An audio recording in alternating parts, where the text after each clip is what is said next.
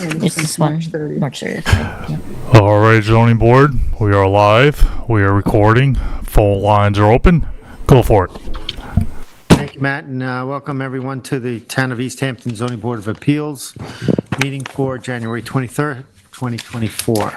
We have 4 scheduled public hearings this evening, and I'll read the first one into the record. The applicant is Christopher Disa at 90 Sherrill Road, East Hampton, Suffolk, tax map number 300-160-5-3. And the size and location is 5,524 square feet at 90 Sherrill Road in East Hampton. The description is to construct a 240 square foot pool, 520 square foot pool patio, and pool equipment within rear yard setbacks. Relief sought 3 variances of 10.7 feet, 15 feet, and 7.8 feet pursuant to 255-1110 of the East Hampton Town Code to construct a swimming pool 9.3 feet, a pool patio 5 feet, and pool equipment 12.2 feet from the rear yard lot lines. The zoning district is B residence, Zone X flood zone, and the secret class is type 2. And council, do we have proper affidavit of service and posting? I am in receipt of the affidavits, and they appear to be in order, and the board has jurisdiction over this application. Thank you. This is in my territory, so I visited the job site. This is a corner lot, so this is the posting on Sherrill Road, and the next posting is on the adjoining road. Next, so this is the front of the house that's facing Sherrill. I'm going to walk you around the right side of this house into the backyard, and you'll see what there's a very small lot. Go ahead, next. This is looking at, what's that road? Was it Christopher? I forget what it is. What's the name? Sunset? Yeah.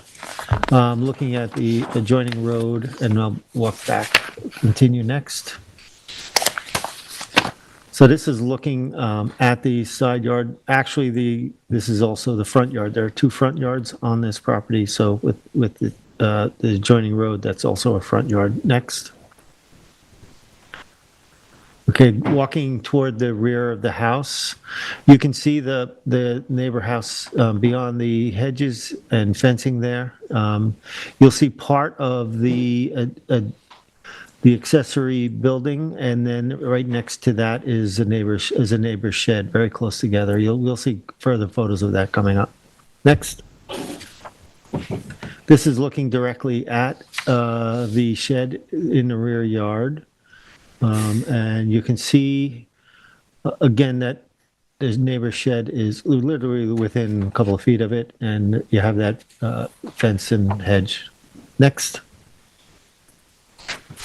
Again, walking around, you'll see the relationship with the neighboring house, the shed, and the applicant's residence. Next. Walking to the other side of the house now, you'll see the shed, the accessory building and the main house looking down the side yard. I think that's it.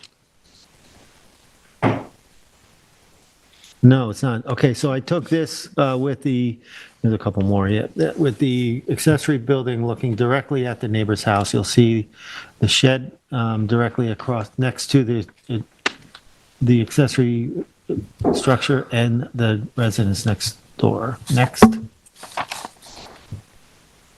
Now I'm back out on Sherrill Road. I'm just going to scan just show you the character of the neighborhood. This is the house next door. Next. This is the residence in the application. Next. And then looking across the street at the neighboring houses. That should be the last one. Good. Okay. Do we have the agent for the applicant?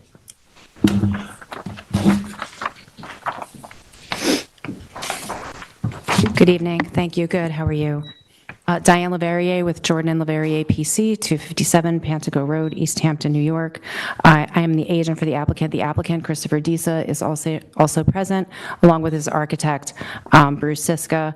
We did have an opportunity to review the TAM before coming here tonight, and as it states, the property is constrained by the fact that it's oddly shaped, and it's a parcel with 2 front yards. So, the granting of the variances, although slightly substantial in one case, given the unique constraints of this property, the granting of the variances would not set a precedent, as this property is unique in size, shape, and location on this corner lot. The proposal is consistent with the other properties in the vicinity, many of which are 100% cleared, have pools, sheds, and decking. To the extent the proposal is within clearing and coverage limits, and the applicant has submitted an application to the Suffolk County Department of Health Services and has submitted approvable plans to the Department of Health Services, which call for the abandonment of the existing sanitary system and installation of an upgraded septic system. These plans were submitted with the application and have a reference number of R-22-1224, so they are submitted as part of the application. So he does intend to upgrade the septic system. And there was also mention in the TAM regarding an invasive species, the Chinese silvergrass. So my client's amenable to removing that silvergrass from the property. Another comment was raised by the TAM whether other alternative plans were also considered, alternatives to the proposal here. And those were considered. We did spend a lot of time going over various options in terms of where to put these structures. Those are conversations I had with Bruce Siska and the applicant, and I think Bruce is well suited to address those, as well as the chosen location of the pool equipment. Okay. So question that I would have is, the intent of the double setback is for noise for neighbors? I'm curious how would that be not a detriment to the neighborhood in this case with such a constraining lot? In terms of noise from the pool equipment, or, we're talking... The pool, from the pool, the variances appear to be substantial. And then we have the reason for the double setbacks is for noise. So the pool being within the setbacks, I just ask, how is that not a detriment? That's my question. Sure. Well, there are several pools in the vicinity. This isn't the only home with a pool. Most of these lots are constrained and are, like I said, cleared and developed with, various accessory structures.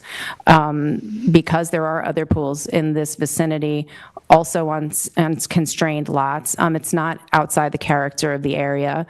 It's a small pool. We're not talking about, a gigantic pool, and I think it's also going to be shallow. Just basically a plunge pool. The pool equipment that would normally be the thing that would, be the greatest concern in terms of noise and consistent noise, noisy toward the neighbors, is actually going to be placed alongside the house. So he's going to, have that pool equipment placed there. So in terms of, the impacts on noise, I believe there's going to be minimal impact, and I don't think that it's any different than any other of the homes in the vicinity that have pools and similar structures. Are there any pools in the neighborhood requiring variance setbacks? The TAM said that those pools in the neighborhood did not require variances. I didn't have an opportunity to take a look at that, but there are various homes throughout the neighborhood that that have pools, and like I said, the TAM also indicates the lot is constrained by the fact that there are 2 front yards. So we actually put the pool in this location, I believe, so that we wouldn't have to seek an even greater variance by putting the pool in one of the front yard locations. Do you have any questions? I'm not sure, based on the photos that you showed us, Mr. Chairman, just how far the proposed pool would be from an adjoining house on that property line. Was that house fairly close there? Yes, it's to the east of this property line. Tyler, you can show that. It's quite close. I think all these, Actually, you can see the pool right next door, in the house next door. Is that a pool? Maybe not.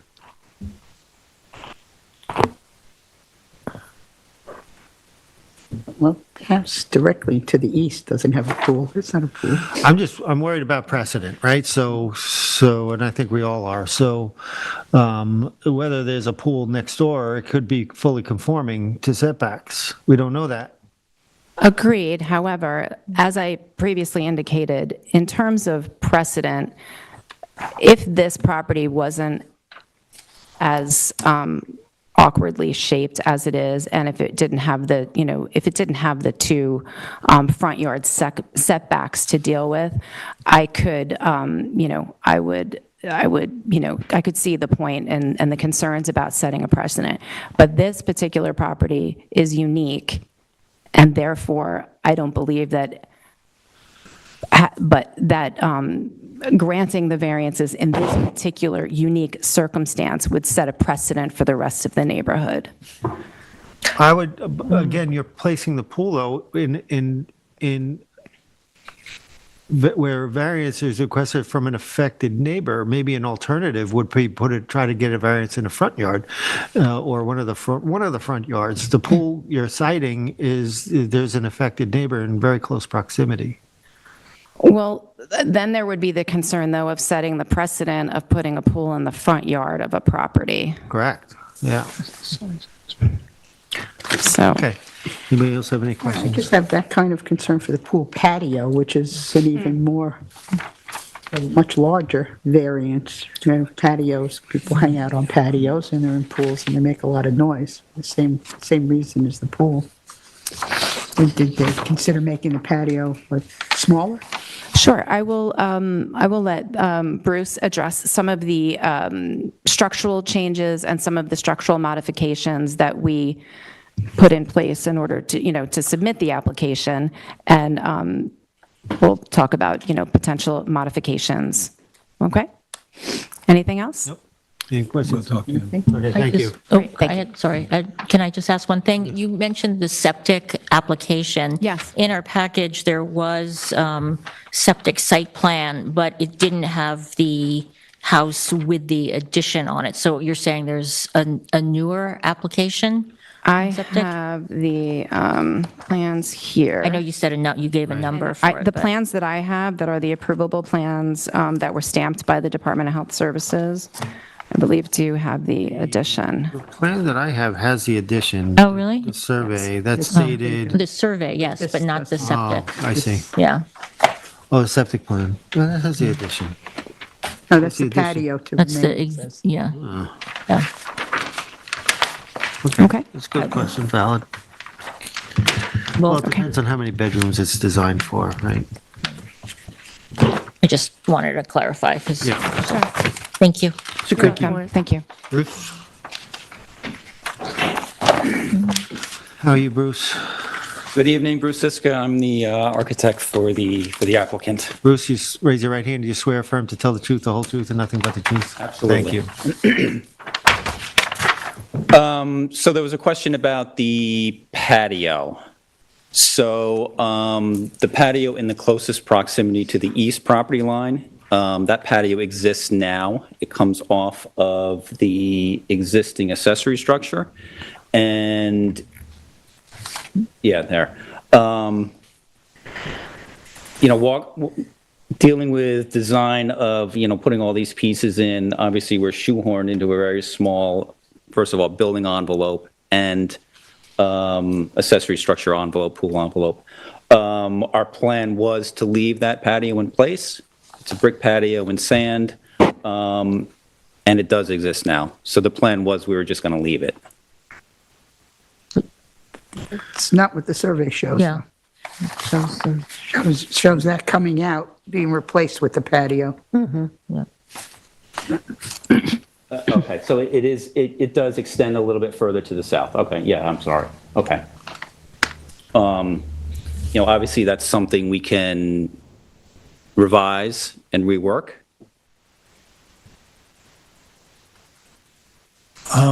In reference to the pool, getting back to the pool, we see a lot of constrained lots here, and we see a lot of undersized lots, and we have applicants coming in looking for pools, and one of the things that regularly happens is that we see the proposal including a smaller pool. Now, this pool is 24-foot long. I'm sure that's enjoyable to have. On a constrained lot like this, it might have made a lot more sense for us to see something that was a little more creative in the sense of, if we pull that back from the south, we see that we get further from the property line. It might have been a little bit easier and more palatable for us. I'm thinking right now that some lots just can't take a 24-foot pool, and this may be one of those lots. Right. We have to ask ourselves about what kind of potential distraction and noise problem it is, and it's not simply about equipment. It's about people recreating at the pool at midnight. That's what the zoning board restrictions are about. How do we look at pools? How do we consider the impact on the neighborhood? This is a fairly large pool on a constrained site. Not large by Hampton standards, large by the standards of this particular site. Right. I think that's something that we look at regularly and something we have to consider on a lot like this. Okay. I think that's something we can definitely look into and talk about for sure.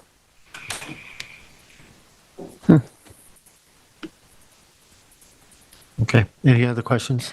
What is the material of the proposed patio? Is it stone? I think we're just going to keep it brick on grade. The whole thing, brick? Thank you. Thank you. Planner? How are you, Morgan? Hi, good evening, Board. Morgan Slater for the Planning Department. Morgan, do you swear affirm to tell the whole truth and nothing but the truth? I do. Thank you. So as it's been stated, it is an undersized lot on the corner of Sherrill Road and Sunset Lane. There are 2 front yards, which limits the options for a conforming swimming pool. There are many undersized lots within this part of town, and a handful of them are also corner lots with similar space constraints. The proposed improvements will bring the property to a total lot coverage of 2,503 square feet, which is 259 square feet less than the maximum allowed. The requested variances can be considered as substantial. The proposed 5-foot setback for the pool patio would be a 75% reduction in the required setback. The pool would require a 53.5% setback reduction, and the pool equipment requests a 39% reduction in the setback. The proposed addition is also shown on the survey, but that meets zoning. It should be noted that the building coverage is proposed to be 2 feet less than the maximum allowed. But again, it does conform with zoning.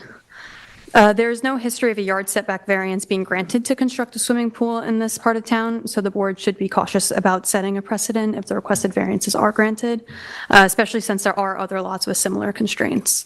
Other than that, I can answer any questions the board may have. I have no questions. I have no questions. Thank you. Is there anybody in the public that would like to address this application? Come on up. Yeah, please. If you announce yourself, and I'll swear you in then. So I cannot be anonymous. I am Kurosh Malakan. I live across the street, 89 Sherrill Road. Just raise your right hand. Do you swear affirm to tell the truth, the whole truth, and nothing but the truth? I do. Thank you. I have a question for you. I've been to many of these hearings, not in the town of East Hampton, and I've been on the other side, and usually people mail information to the surrounding areas saying the intentions. I have no information about this, except the sign that I saw across the street from me. I think that's one of the reasons for the sign, but I think the responsibility for us is contiguous. Is that right? What about across the street? Yes. So we have. Joining and across. Yep. Tell me your name again. Kurosh Malakan. Here, he's on the list. Yeah, I do have He was. a receipt that certified mail was sent to the address that I'm assuming they got from the tax assessor's roll, which would be, I don't know if, we don't need to confirm that you received it. We need to confirm that they mailed it within the 10 days. Okay, well, whatever the reason, I never received it. Okay. And I do have a concern. I'm not here to argue about receiving it or not. Okay.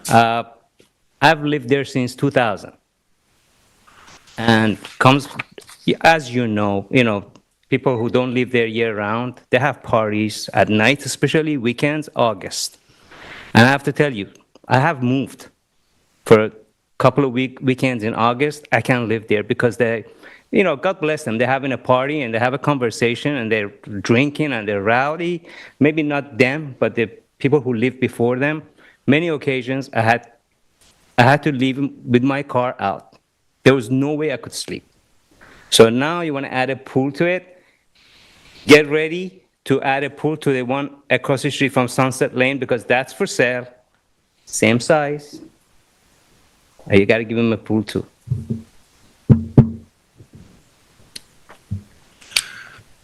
Thank you. I'm sure you make the right decision. Thank you. Thank you. Council, wanna come up? You want anyone online? Oh, is there anybody online, Matt? Yes, there's one caller holding. Is that caller? I do not know. So let me, last four digits of 1395. You are live. Caller, are you here for this application? Hello? Hello? Yes, are you here? Are you here for this application, sir? Yes, I am. Okay, can you announce yourself? Sure, Dennis Page. And where do you live? 94 Sherrill Road. Okay, do you swear affirm to tell the truth, the whole truth, and nothing but the truth? I do. Okay, go ahead. Our only concern are the setback. I have a copy of the survey. We received a letter, the proposed survey, I should say. So, yeah, the big concern is the pool equipment and that patio with the new proposed setback. I'm showing them at, 12 feet, 2 inches, and then 11 feet, 7 inches, I believe, on the patio, which just seemed awfully close and noisy with so much proximity. In the village, it's not the village, but this area where all the homes are pretty close together. Thank you. Okay, Thank you. thank you. Council?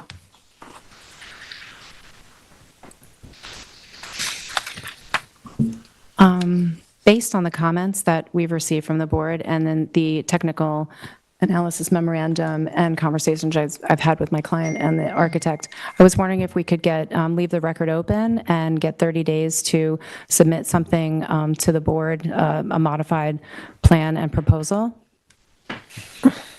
I'm sure we can grant that. Okay. 30 days. All right.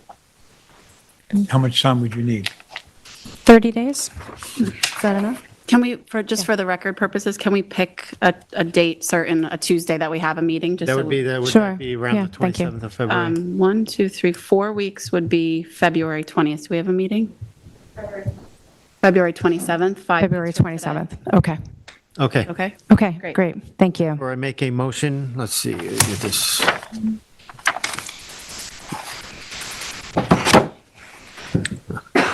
Make a motion in the application of Christopher Disa at 90 Sherrill Road, East Hampton, Suffolk, tax map number 300-160-5-3, to close the public hearing but leave the record open until February 27th. I'll second it. I concur. I concur. Concur. Thank you. Okay, thank you. Thank you.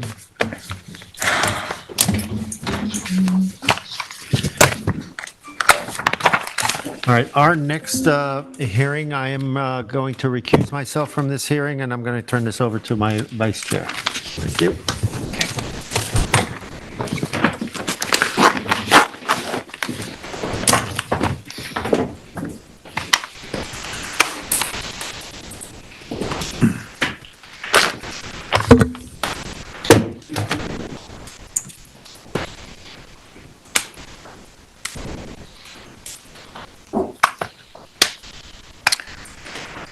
The next application is the application of CG 88 Associates.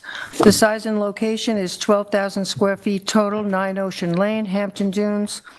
number 4694, lot 27, Amagansett, tax map number 300-176-2-6. Description is to construct 58 square feet of first and second story additions onto an existing residence and allow 260 square feet of slate patio, a staircase, and associated walkways to remain on a parcel of land containing freshwater wetlands, dune land, and beach vegetation.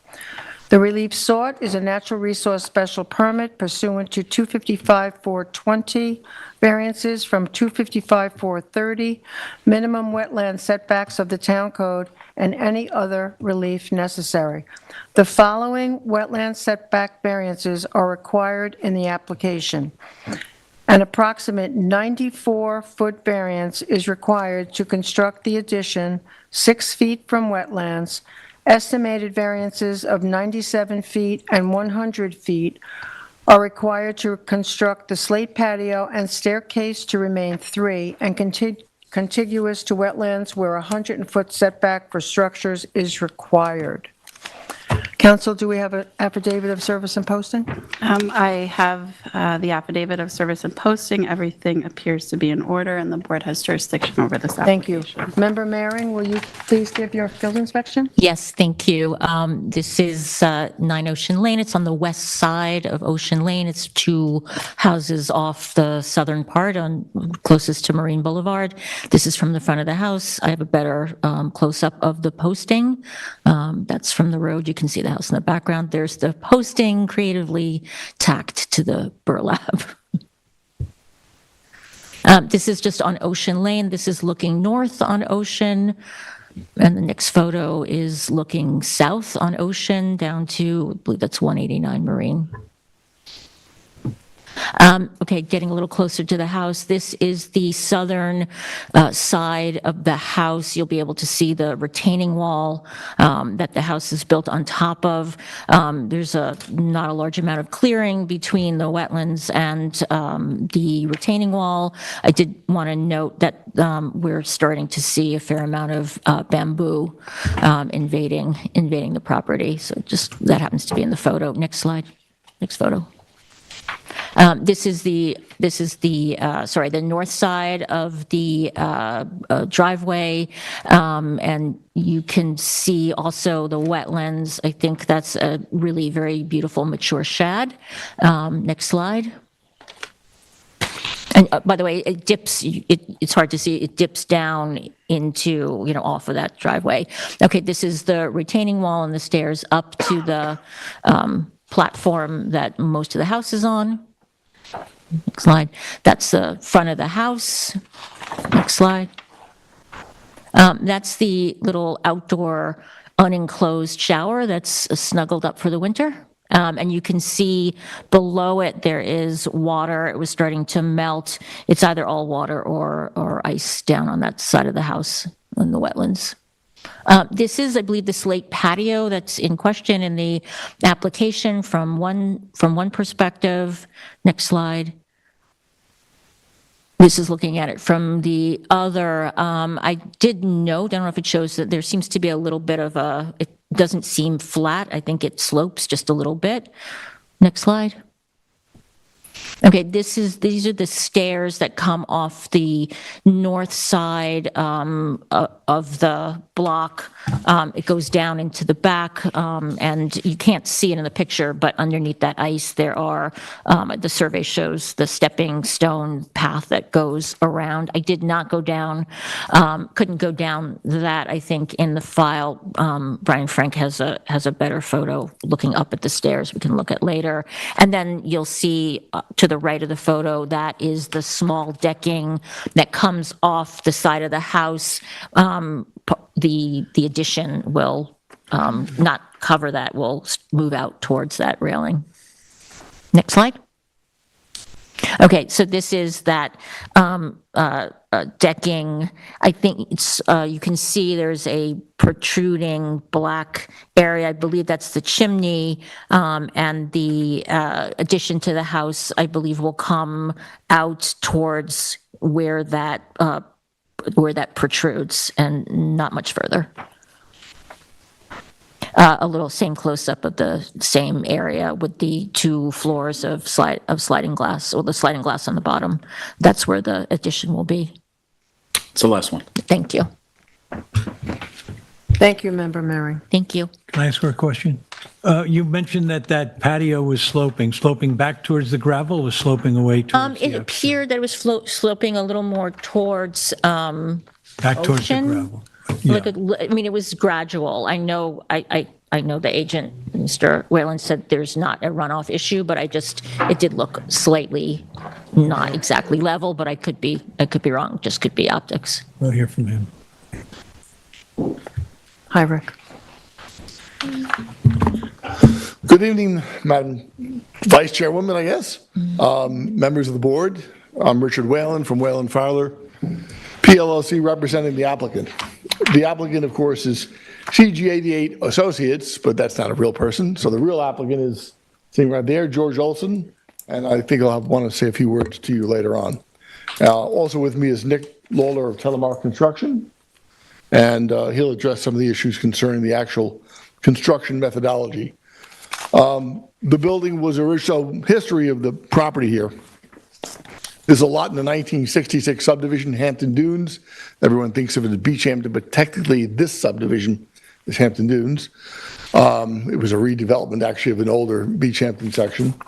The lot in question obviously dates back to 1966. This lot was completely wetlands, apparently. I wasn't paying attention at the time, but in 2009, there was an application made by a prior owner of the property, Evelyn Clark. That application was denied by the board.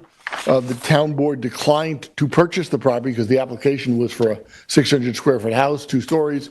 You can't do anything less than that. The town board declined to buy the property and then defaulted on the Article 78 because there was nothing to argue about. And so the zoning board really had no choice but to grant an approval, which it did in 2011. So the house you see is subject to that 2011 NRSP and variance determination. The builder at the time, the designer was Bates Massey Architects, and the builder was Telemark Construction. So my client, Mr. Olson, bought the property in 2020. I'll identify and describe in a moment what he'd like to do, but he obviously wants to use the same architect and the same builder to redo, to do the project. So what is proposed? Very simple to explain. The south wall of the building consists of, I may call it a glass wall occasionally, but it's not really a wall, it's glass sliders on both levels. The first floor, there's a very small deck. The sliders obviously open out into the deck. At the second level, there are also sliders. When you open those sliders, so that you don't plummet to the deck below, there's safety railing. Okay, but they actually do open on the second floor. So the idea is to move those sliding doors out by 18 inches, 1.5 feet. That'll occupy some of the decking at the first floor level. Of course, at the second floor level, there's no deck, it's just pushing out.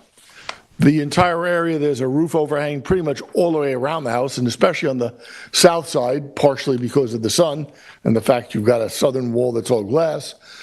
So the actual moving out, or the addition, if you want to call it that, is not, you really can't see it on the survey because it doesn't extend as far as the roof overhang, and it doesn't even extend as far as the outer limits of the first floor deck. What the addition will do, I'm going to let George explain more than I will what it will do for him internally. But those 18 inches will help him a lot for a very small amount of space. And he's probably better positioned to do that than I am. So I'll let George explain how this will benefit him. It will add 29 square feet of space on the first floor and 29 square feet of, we'll call it GFA, gross floor area, on the second floor, total of 58 square feet of GFA. The house, remember, you could call this a tiny house, trademark TM, because that's basically what it is. It's a smaller house, as I know of, in the town of East Hampton. Well, actually, I do know one or two that have been around longer than that, but they don't really count. They're pre-zoning. So this is it's a very small house, obviously. It is only 600 square feet right now, and that's divided between the 2 floors. So you've got 300 square feet in each floor, including the stairway. There is, beneath the house, because it had to be elevated because of the flood zone, there is a storage room below the house. That storage room is on the approved plans. And one of the questions here is the way you get down to that. There was really no method approved by the board at the time of the determination. So after my client bought the property, he did put down the stairs, and he put slate pieces, individual piece of slate, around the north side of the septic retaining wall.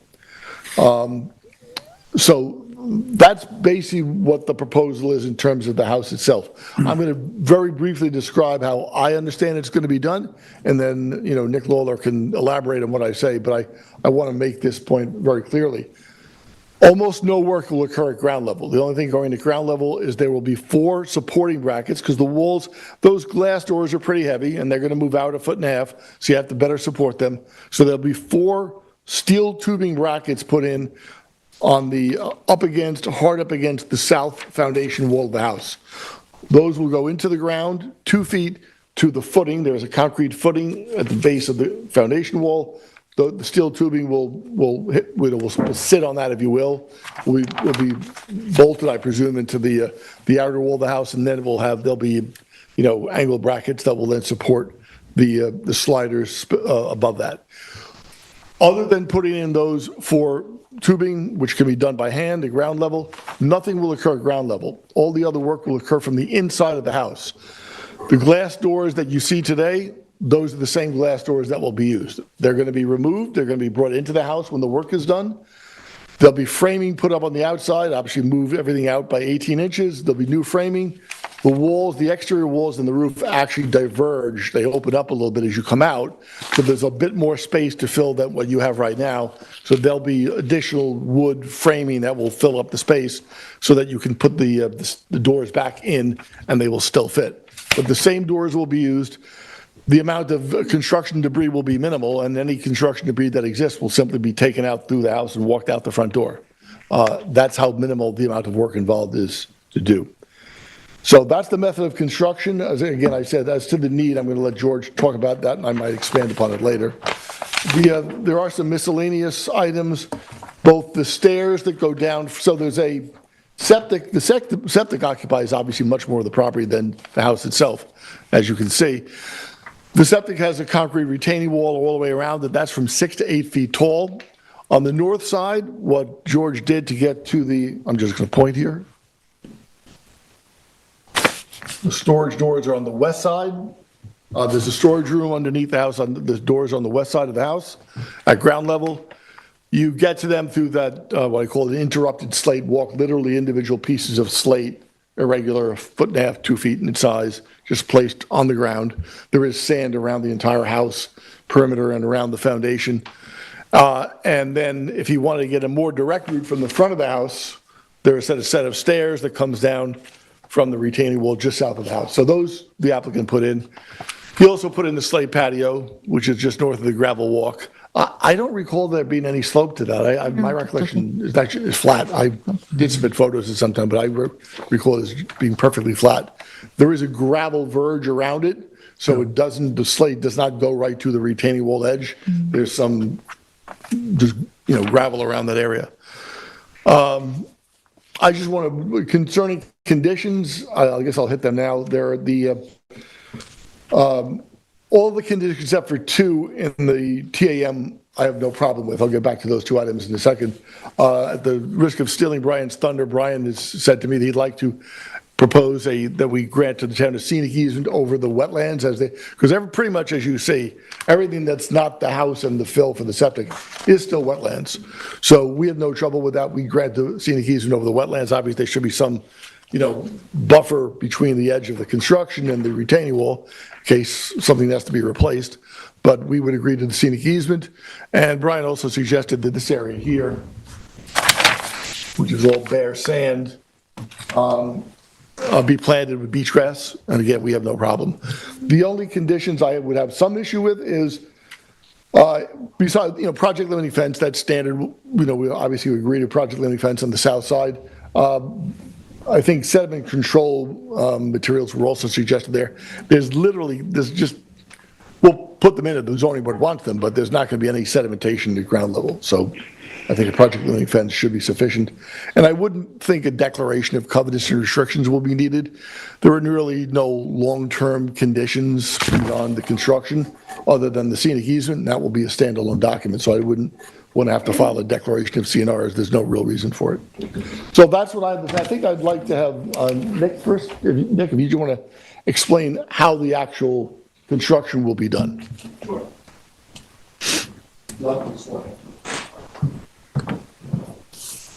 Hello, I'm Nick Lawler. Swear me. Do you affirm to tell the whole truth and nothing but the truth? I do. Go ahead. Sorry, with hand raised. So if you can, actually, do you mind bringing up the one picture that shows the south side, kind of from a backstanding perspective? That area with the From Member Mearing's presentation? Correct. Yeah, please, if that's all right. So maybe basically a brief kind of description of what we will be doing here. As mentioned, these brackets will be used. They will be hand dug so that they do actually make contact to the footing. So that particular wall, thank you. This is one? Yes. And so, as was discussed, this sort of the outer layer of the fireplace, the chimney, that will be the extent to which this line extends. And although it's not visible in this picture, these brackets, as I believe the drawings were provided to you guys, will show that they will be assembled on site. They will not be cumbersome or anything else difficult to deal with, but they will basically be hand dug to expose the footing so that they can be braced, making contact with them, coming up along the foundation wall, and assembled to, support the future location of where these stacked sliders will be. And as was discussed previously, everything will be taken apart by hand. The interest will be to reuse pretty much everything, and just simply remove some of the individual sort of vertical batten strips so that you can make proper, contact points to the structure, et cetera, and then put everything back as it should be, waterproofed and, plumb. So are there any specific questions in terms of the construction aspect? I'll have a couple. You're going to go down to the footing, and of course, you built a house, your company built a house, so you know that footing now extends out enough to pick up the weight that you're going to be applying onto. In other words, it's 6 inches beyond the wall. It's how far beyond the wall? I do not, I believe Bates Massey, they did the plans for it, and it was executed to the plans, and I believe there is at least 6 inches. I'm not sure if there are more. Is there more? It might be 8 inches as much. The concern here would be that you get down and find out you have 2 inches of footing outside the wall, and then have to do more excavation in order to get a supplemental footing in. You're not anticipating that. We are not anticipating that. These were designed with the understanding that we do, in fact, have, and we have the as-built as well, so we do know that we have enough to work with. Yeah, good. Yes. And there was some conversation about maybe getting some additional support from the block foundation below. Are you planning on bolting into that, or is it going to be strictly off the footing? I mean, the load itself will be on the footing, but it will also be fastened and secured to the foundation wall, just to make sure that it doesn't, Yeah. Now with that, that'll accomplish moving the first floor out. Then we're going to get to the second floor of those. And how is that structure going to follow through in order to do it? It's going to come back down onto the brackets from below? Correct, yeah, so that load will be transferred. We need to support the second floor that's coming out 18 inches. So what's going to be happening, you'll have I'm not actually 100% certain, I believe we'd be able to get away with an LVL in between, and which would be basically used because it's not, the span isn't long. So, and so you would have it, you are still carrying, that load does transfer, the chimney is carrying some of that, so you would be able to get out to those particular locations, which is where then those brackets would help be anchor points. So that was the second part of my question. I did visit the site, and I was wondering, because you do have a covering over the chimney section, whether it was structural, and you're saying it is structural enough that you can allow that structure to be picked up by the chimney base. Correct. Now, and so to be in truth, I haven't read to the details of the method for that, but I do know that in the plans that Bates Massey has put together, we are able to utilize where those future anchor points. You can see there's you have the outer limits of the chimney, then you have the exterior wall on the one side, and I do believe that there will be another sort of load-bearing element to be added on the near side of this structure. to enable that to make its full. So this is really about the building permit, not about what we're generally looking at. But what I'm concerned about is whether or not you're going to find that after you get going at this, that there's a need to add structure down at the ground level, which is going to make us in contact with the wetlands. As was pointed out, the house has been basically dropped into the wetlands, right? So that was already brought up about project limited fencing, and you'll have to follow a very strict protocol. Yes. Right now, it sounds that a hand digging down enough to an existing footing and adding these brackets is all you're going to do to disturb on the ground level. Correct. Everything else can be handled either from those brackets or from existing structure. Yes, sir. Okay, so that's going to be a concern. I've seen the prints, Yeah. and I just want to check with you, because you guys have this history, that we do know that footing's really not called out on this. The footing is going to be key, because if you get down there and there's not enough support, you'll be looking to add some additional work. So right now, we're going to make the assumption and the decision we make on the fact that there is no additional footing to be added. Yes. That's all I wanted to clarify, really. I appreciate that. Thank you. Any other questions, board members? I'm good, thank you. Can we hear from the planning department? They want to- Oh, I'm sorry. Hi. Can you state your name for the record? George Olson, O-L-S-E-N. Do you affirm to tell the whole truth and nothing but the truth? I do. Thank you. A couple of things. If you have the picture of the front of the house.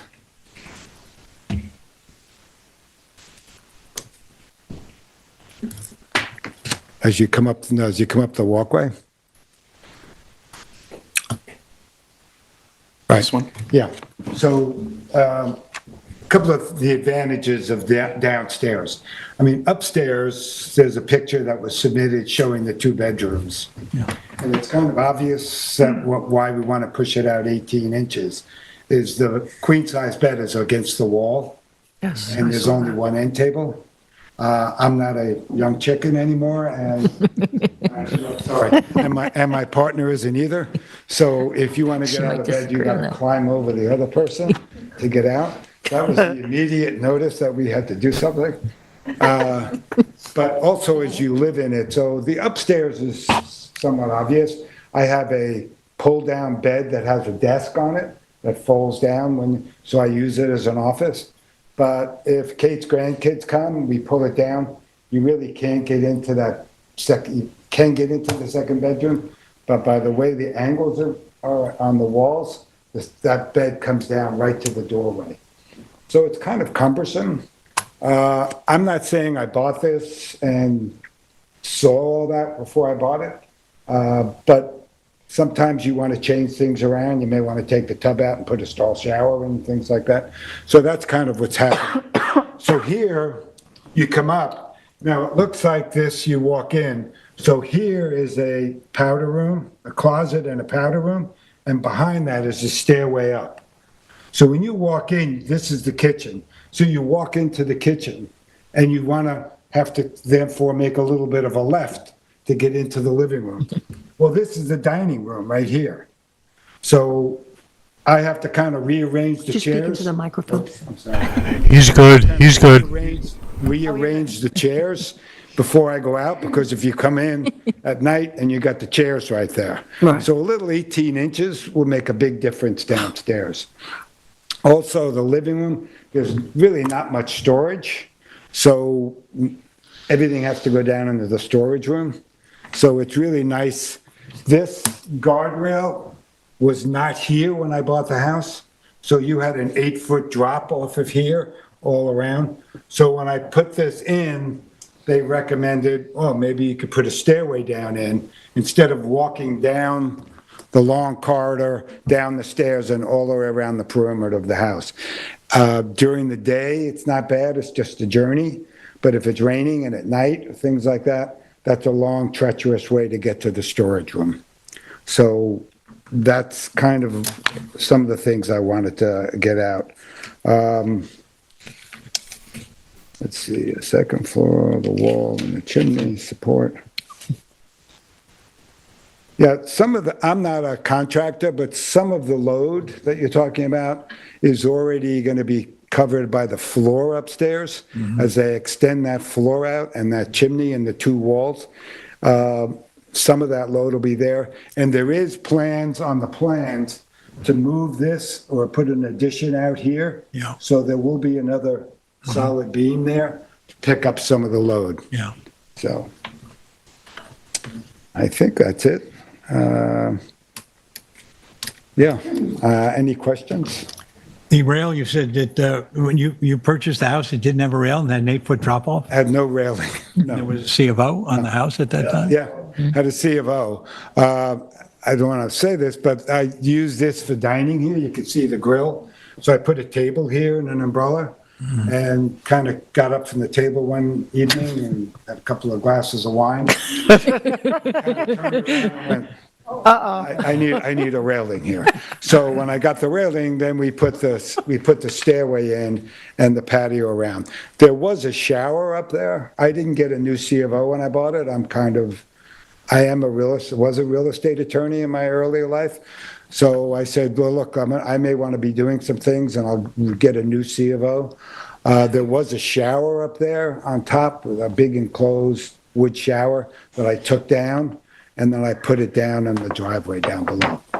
And the staircase, Unenclosed. And the water runs into the gravel, into the wetlands. and the staircase that you added was added without a building permit? You just added it?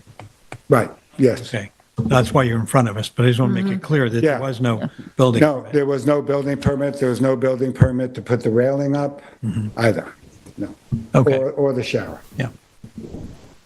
Yeah. So I'm kind of Are you here good? to get everything now, get everything tied up. Just here to allow these Yeah, things to to get remain. everything done, to get everything tied up. Yeah, thank you. Can I just ask, and you also added the stone paths, the stones around the house, or were those there Yeah, no, already? I added those around the That's house. The first time around, it was rainy, and I figured I better get something there. Now, it's wetlands, so that storage area, generally, depending on the moon and the tides, that storage area will get filled in, probably 6 inches of water, 7 inches of water. So I have steel racks in there, so everything is up on racks.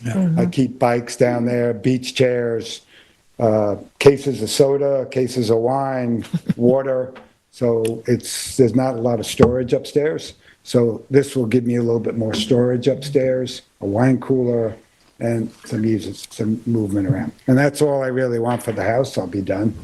You won't see me again. Sorry. Thank you. Thank you. Are we ready for the planning department? Yes, we are. Mr. Frank? Good evening, Acting Chair Savarese and board members. Brian Frank from the Planning Department. Brian Frank, do you affirm to tell the whole truth and nothing but the truth? I do. Rick went through some of the history of this property. It is pretty unique. We have had very few applications for the minimum house size under zoning. I can only think of a couple over the years where 600, a lot was so constrained that somebody actually applied for a 600 square foot house. And I think even fewer where the footprint was 300 square feet to make it, half and half on both floors. Minor point of correction, the lot was not all wetland when the zoning board reviewed it. The wetland boundaries that you see on the survey are reflective of the wetlands that were flagged in 2000 preceding the 2009 application. There was a ridge of dune that ran in between the wetlands on the north and the wetlands on the south, where as many of the improvements at the time were located. But the magnitude of the variances and the severity of the constraints is indicative of just how severely constrained the lot is for somebody to apply for the minimum house size under zoning and have the zoning board deny it is just a reflective of how much it is. You've heard from Mr. Olson. It's evident in Member Mearing's photo. If you're there year round, the standing water in the wetlands is pretty persistent. It's not just like wet, but there's visible standing water throughout all but the driest times of the year, and that's because it's this is a groundwater fed wetland, and the surface elevations are, you see, as low as 4 feet or a little bit lower within the wetland areas. I don't know the circumstances behind the default on the Article 78 that was filed. I do think one of the tragedies of that was that there didn't seem, I'm not knowledgeable enough about the history of what happened there to speak intelligently about it, but my opinion is one of the tragedies of that decision is that the default approval was just basically an approval. It granted the approval of the house and the building plans with no conditions. Anybody who follows the board knows, typically when there's construction in dune land within wetland jurisdiction, there are provisions for limiting clearing, there are provisions for revegetation, there are provisions for collecting runoff. None of that was incorporated into the zoning board's approval. As the assessment noted, the board needs to balance the constraints of the property and its history and the magnitude of the variances, which are dimensionally substantial, with the scale of the project and the impacts that have been identified. The scale of the project is small. The stairs that you see and the walkway around the perimeter on the west side, I think are indicative of something that gets a little frustrating when they're left out of applications to begin with. It's unreasonable to not expect somebody to be able to do a 360 around the house. So sometimes these clearing boundaries are shown unrealistically restrictive, maybe in an aspiration of meeting the permit conditions, or maybe just to make it look good on paper. But realistically, to not be able to get around the perimeter of the house, I don't know how reasonable it is, and arguably it's perhaps not safe. It is hard to quantify the impacts of the structures that are here because everything is so close to the wetlands to begin with. For what it's worth, the wetlands closest to the retaining wall and around the perimeter of the house look a lot like they did at the time. That was it's a highly diverse shrub swamp in there, a lot of great natives in there. And I think the invasives that the bamboo that Member Meering pointed out, the invasives are coming from the adjoining property and not, I don't recall it being reflective of the extent of disturbance. It's pretty impressive how the construction adhered to the clearing limits that were proposed in the application. And fortunately they did, because, once again, there weren't zoning board conditions that really required them to do so. So I think if the zoning board grants the application, obviously the shower is a little bit unusual because ordinarily we wouldn't want to shower right next to the wetland. It's hard to characterize it more as a hose bib that also has hot water. It doesn't have an enclosure around it. It would not be a good candidate for a structure around it. And I think if it were, I think that would raise a level, I'm certain it would raise a level of scrutiny in the eyes of the planning department anyway. As Member Meering noted, there are photos that I have in the file from September. You can see that the slate around the perimeter is loose stone. It's not jointed. It's not concrete. It's not solid. There's grass, or it's probably more moss than grass in between the slate. And the staircase, despite its proximity to the wetland, again, I don't know. It's hard to quantify the impact resulting specifically from those stairs, pardon me, when everything else is so close. I don't think, once again, it's water under the bridge now, no pun intended, but I don't know that there was a lot of thought to how the property was going to be used when the pursuit was to get an approval for, I'm just going to say, for something, whether that's a fair characterization of what was sought in 2009 or not. But again, around residences, there is also a certain amount of satellite activity, whether that some of that is going to be outside. And again, you need to be able to, a certain extent, at least be able to do a 360 around the house. I do think because of the quality of the wetlands as they exist now, these the area beyond the clearing limit is a good candidate for a scenic easement. I do think it's not evident from the photos that Member Meering took because this is December and that vegetation is cut. But the vegetation in the eastern part of the retaining wall, this is all switchgrass. This is all, it's obvious from my photos in September. That's a native low maintenance grass, very tolerant of a wide range of condition, a lot of good wildlife benefits, whether that is what is planted in the area that's bare sand south of the patio now, or beach grass, either would be acceptable. And in terms of the declaration of covenants, I'm going to defer to the board on that. I think the question is whether any conditions that you would want maintained in perpetuity are adequately protected without a covenant, and that's a question I'll leave to the board. That's kind of why we have the declaration of covenants and restrictions in the first place, is to make sure that conditions like a revegetation remain in perpetuity once arguably a permit is extinguished with the issuance of a certificate of occupancy.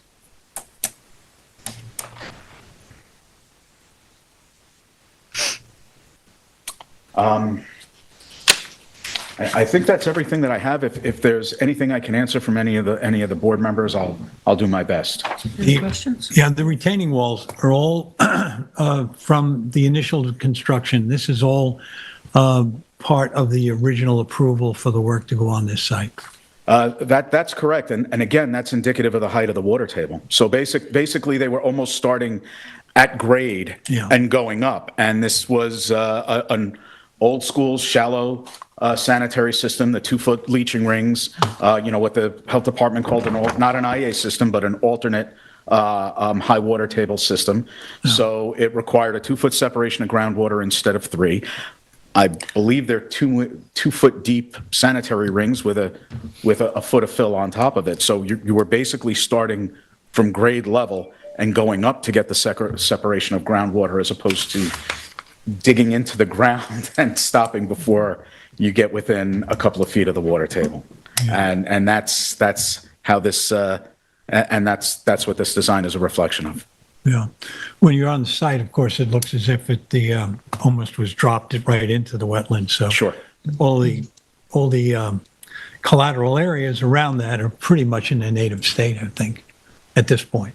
Okay. I just wanted to make sure that what we saw, I visited the site, when you're there, that everything there was part of an original approval, which is already stated, but I just wanted to make sure that you see it that way. You have a copy of the certificate of both the survey, I believe, that was approved, and you have a copy of the certificate of occupancy that I think was issued in 2013 in your file.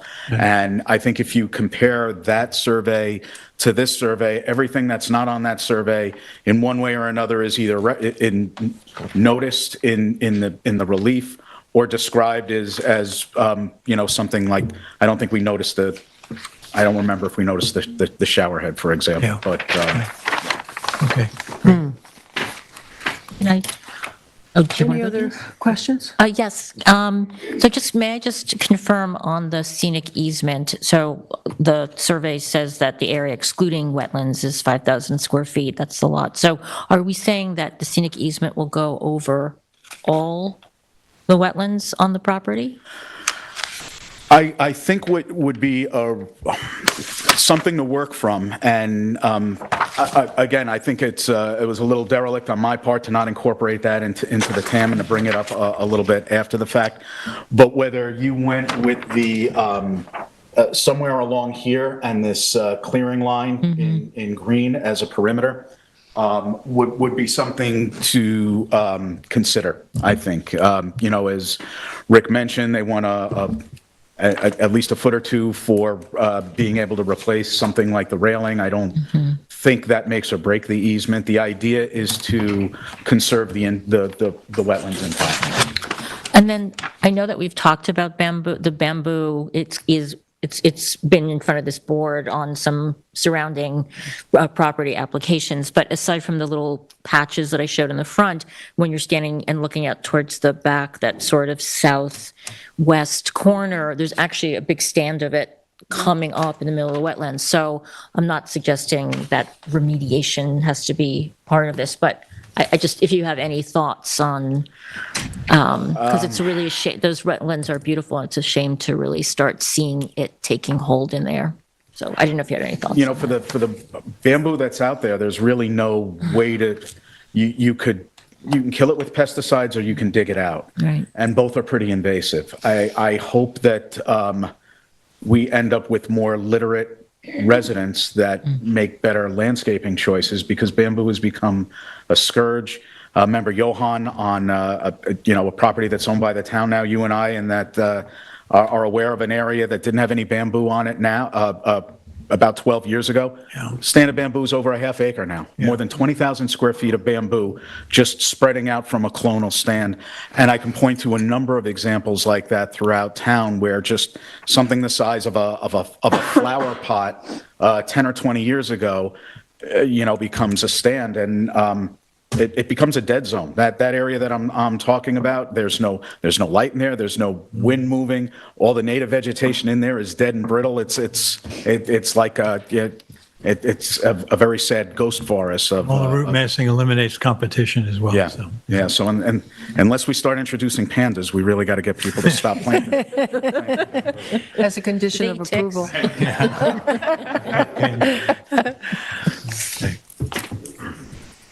Any questions, board members? Nope. Thank you. Okay, thank you, Mr. Frank. Matt, do we have any callers? You have 0 callers. Thank you. Anyone in the room? Mr. Whalen? Thank you, Madam Vice Chairman. I actually forgot to hand out, I have a one-page protocol. It kind of reflects what you already heard, but I'll just have it. Oh, that would be fun. Okay. Thank you. Thank you. Thank you. Thanks, Rick.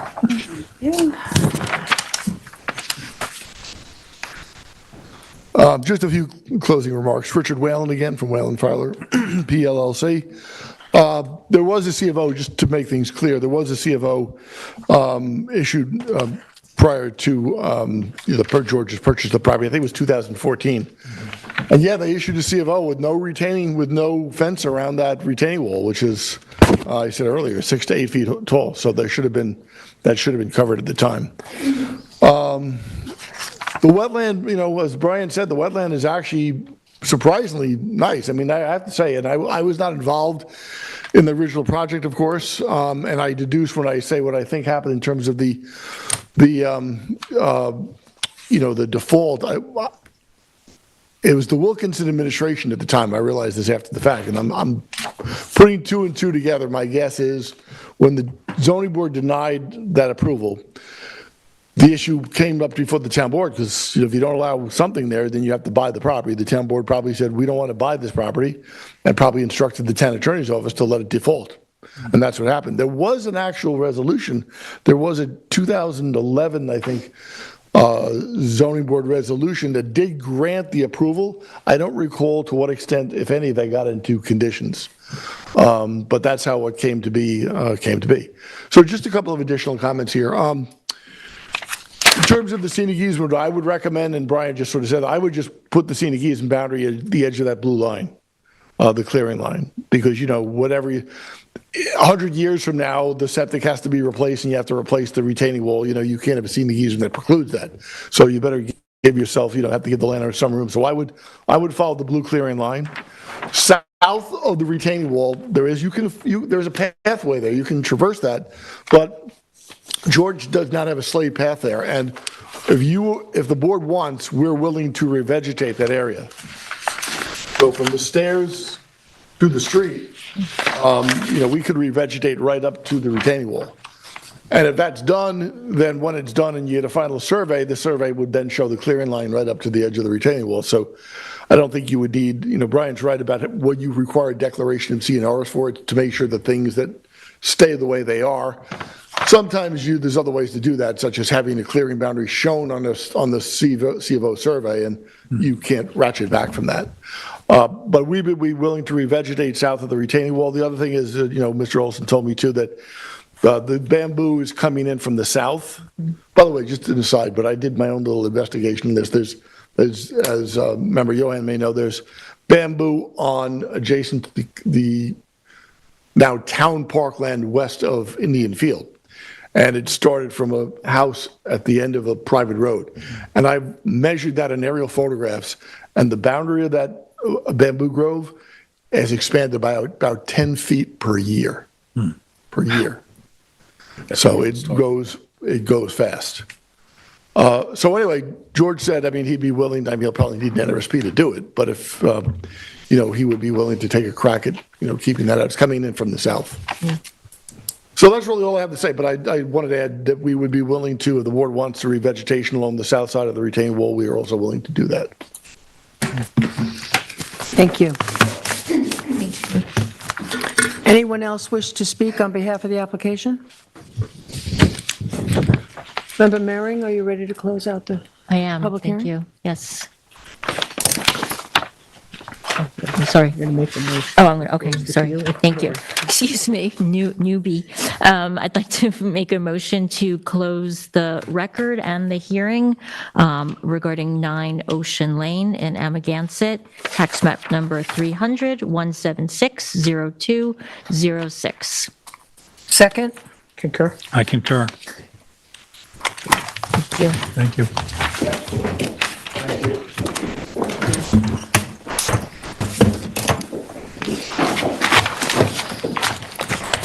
Okay, so, this is me. Oh, boy. Let me get my act together here. Huh? Thank you. This is me. I have to get my act together, Ed. Let's see.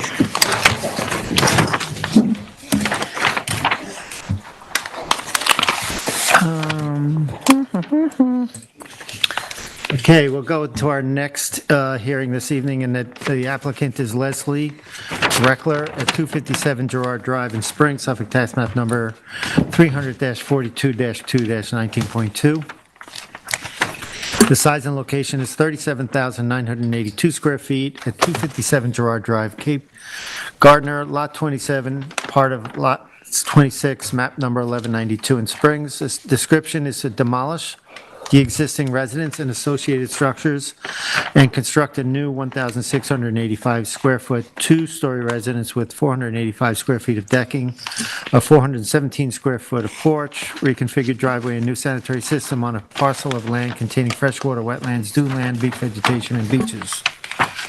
The relief sought is a natural resources special permit pursuant to 255-420 of the East Hampton Town and any other relief necessary. Zoning district is A2 residence, AE flood zone, elevation 10. The secret class is type 2. Council, do we have proper affidavit of service and posting? Chair, yes, I have a copy of the affidavit. It appears everything is in order, and the board has jurisdiction over this application. Thank you. Vice Chair? Okay. The property was properly noticed, as this photo illustrates. Also, the beginning part of this driveway, as you enter from Gerard Drive, which is where I am, there is a 3,750 square foot scenic easement. Next, please.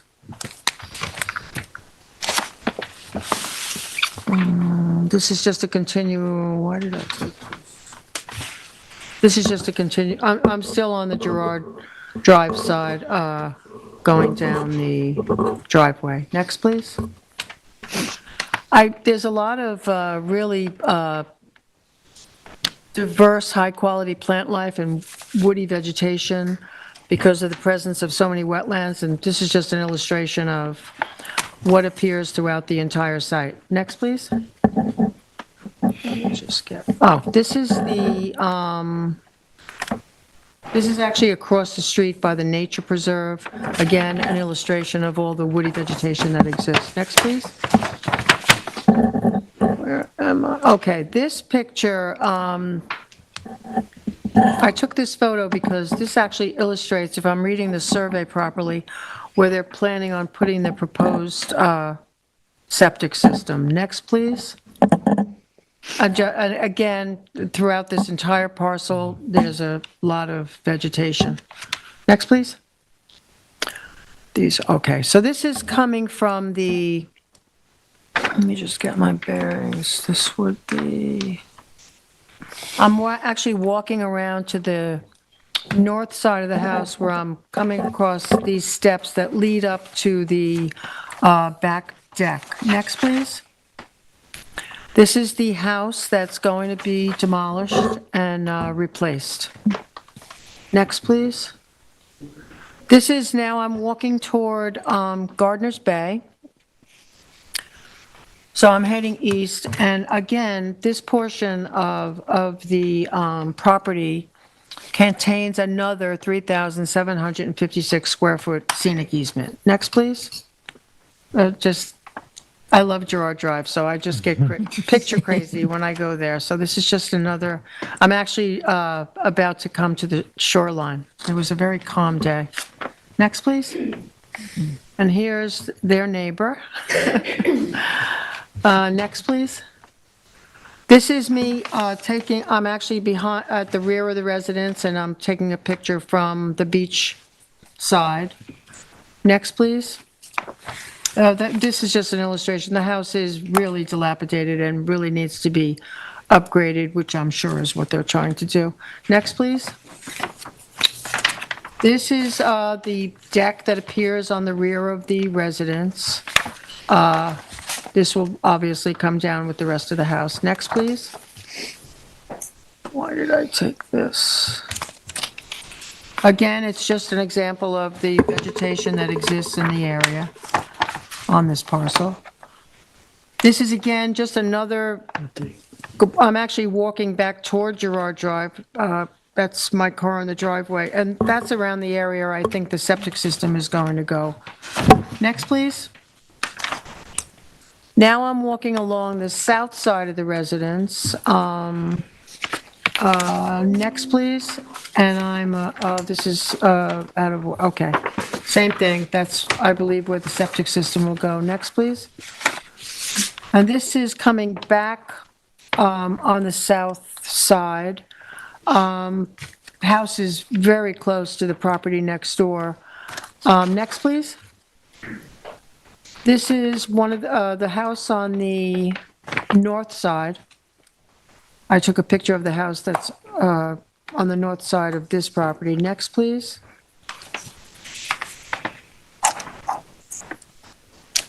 This is a property on the opposite side. Next, please. This is underneath the house. They're just storage and... Next, please. I thought I had a picture. Oh, here it is. There is an outdoor shower that exists on the southern side, and that's just a picture of the outdoor shower that exists. Next, please. Okay, thank you, Tyler. Thank you, Denise. Do we have the agent for the applicant?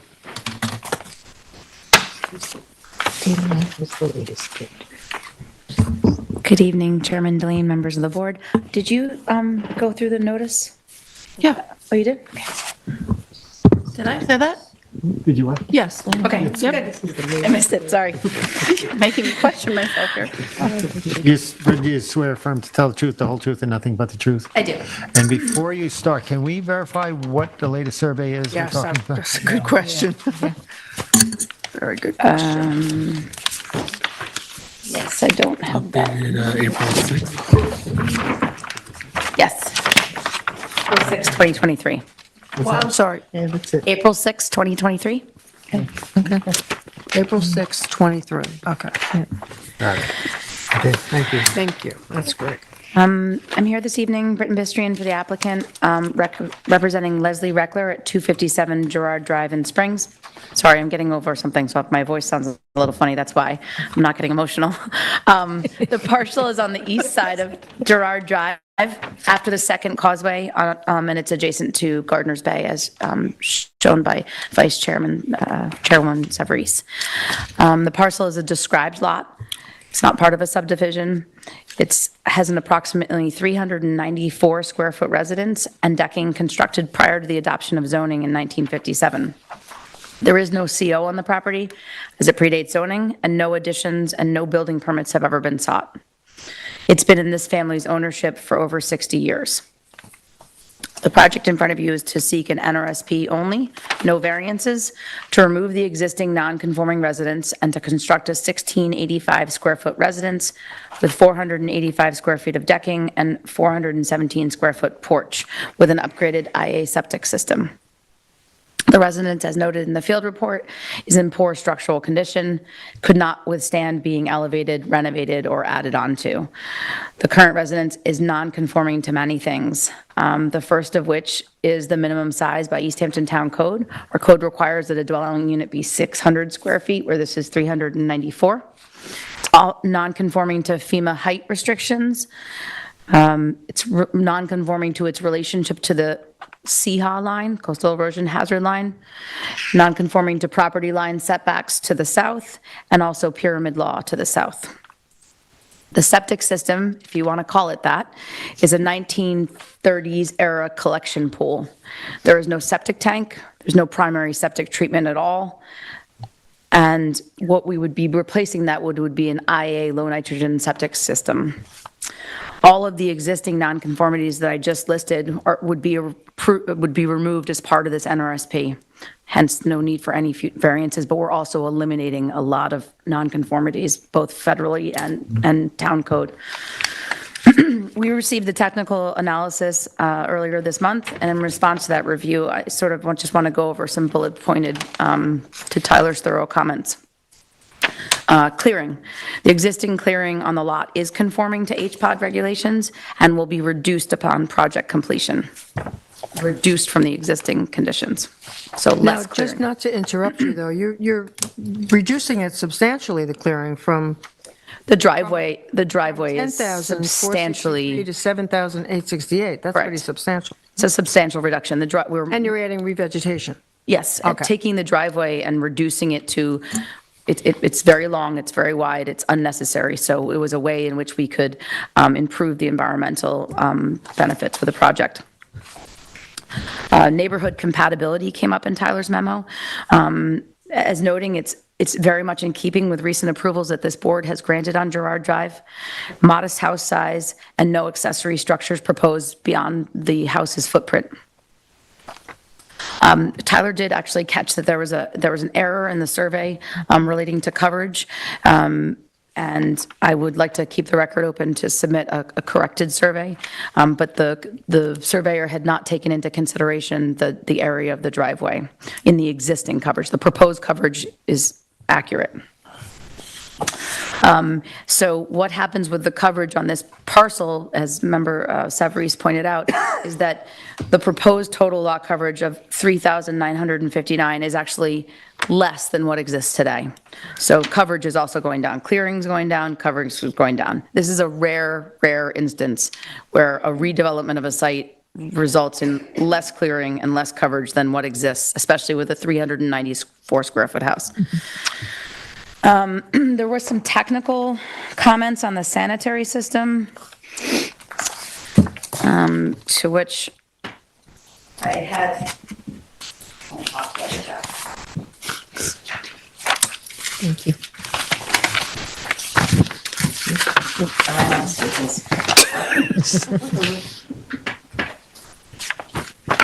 Thank you.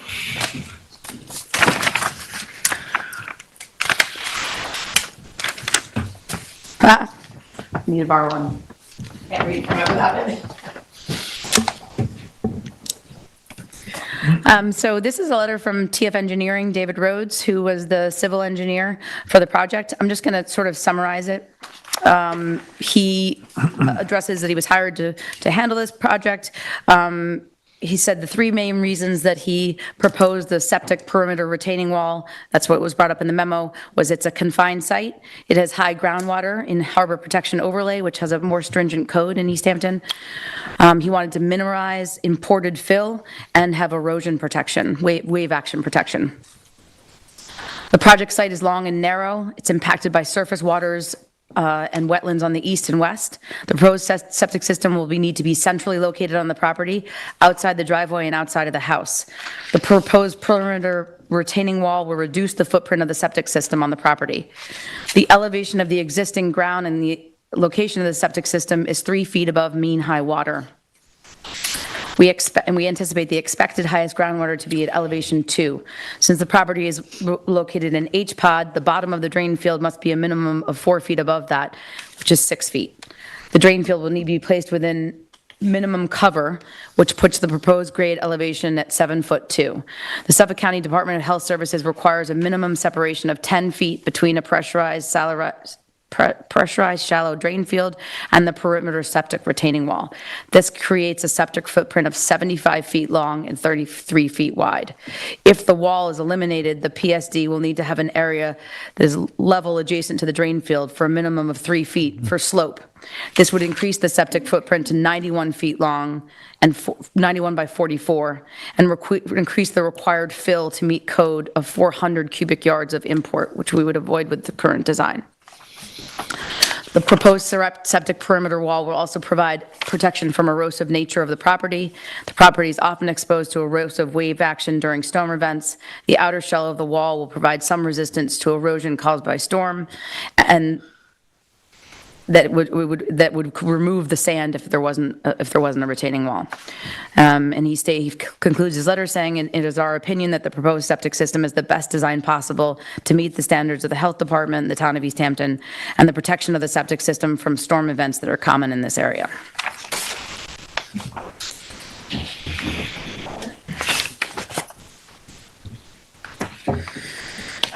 The other comment in the TAM was the scenic easement. This property had a lot line modification that was done with the property to the north. As part of that, the 2 scenic easements were established, 50 feet on the seaward Gardner's Bay side and 50 feet on the landward, well, I guess it's seaward on both sides of Girard Drive, but on the road side of this parcel. Tyler had suggested that a larger scenic easement would be readily achievable here, and my client is willing to extend that, double the size of the scenic easement. I believe, Tyler, you were speaking of the Gardner's Bay scenic easement, and doubling that to 100 feet, further protecting the land area between the residents and Gardner's Bay. Taking into the mitigation, all in all, I think this is a very reasonable application for Actually doubling. a waterfront house in modest size with large mitigation. We're 100% removing every dimensional and environmental nonconformity that exists on this site, offering to double the size of the scenic easement, further reduce the conforming clearing on the site. I reviewed the 2 letters that were submitted to the file from the same individual. In response to that, I will note that notice was proper, as stated by the attorney. The storm flooding we experienced in the last week was a storm of the decades. All the more reason for my client to wish to make their residents FEMA compliant, more flood resilient. There was some confusion about a 7-foot datum that was 7 feet above mean sea level. I think that was confused.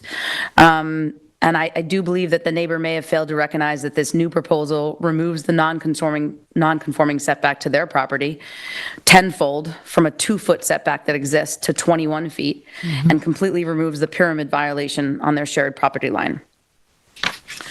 The septic comments are effectively baseless. There's no circumstance where installing a low nitrogen treatment system would increase nitrogen loading over leaving an antiquated cesspool in the ground which lacks a septic tank. Lastly, I will point out that this same neighbor at 259 Girard received a permit from this board to demolish a similarly aged residence on their property in 2008 and redevelop their site. The client accepts all the suggested mitigation, and in addition, the mitigation that I suggested in my testimony. If the board has any questions for me, and also wanted to note that Michael Foley, who's the design professional, is also here. So if you have any architectural questions, he's also available. Can you clear up the lot size for me? Because I'm a little confused that on the TAM listed at 37,000, and later on it says that after that lot line modification, it went down to 31,000. Is that because of the something to do with The total lot area is 37,982, and the lot area as defined by East Hampton Town Code is 30,302. Okay. All right. Because we take out everything seaward of the dune crust. There's no wetlands on the actual parcel, so just the dune crest. Tyler spent some time talking about location and retreat. Can you explain or talk to us about why this might be the best location, or is retreat an option? Is it, how does this affect this application? So I'd be interested to hear Tyler's comments on this. The defense for where it is it does retreat from the existing house in so much as it's getting it off the CHA line. We sort of split the difference between the Gardner's Bay wetland and the wetland, the wetland on the roadside.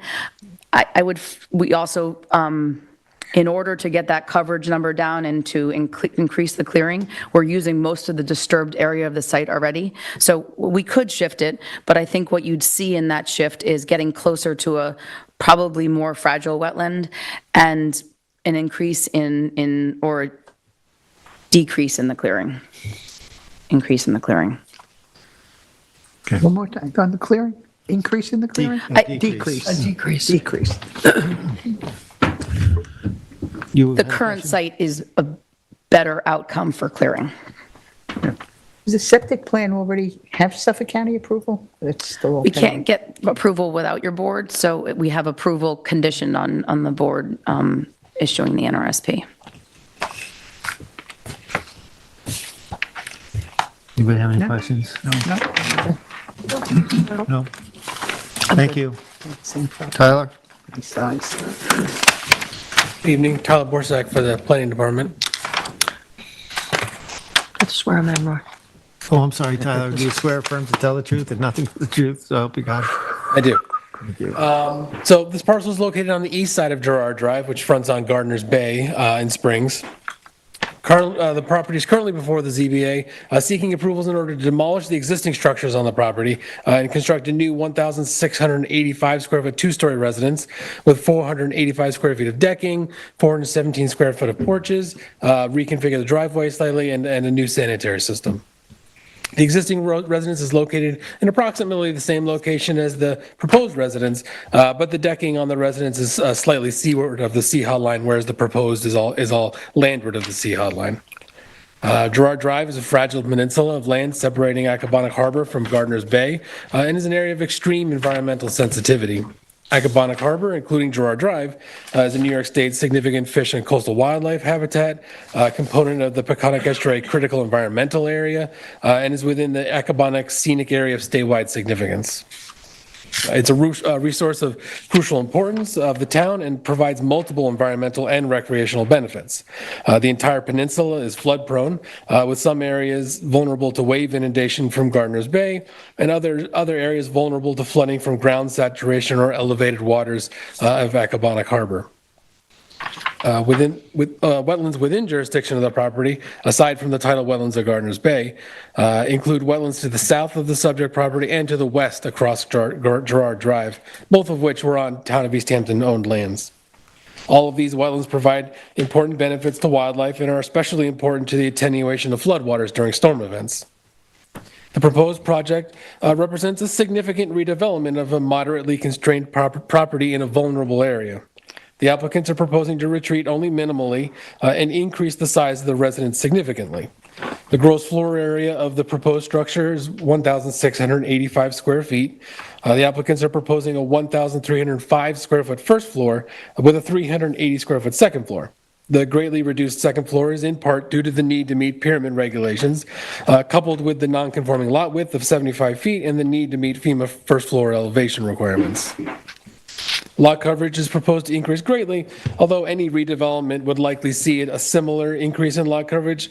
Since the existing lot coverage is only 394 square feet, the proposed is 1,777 square feet.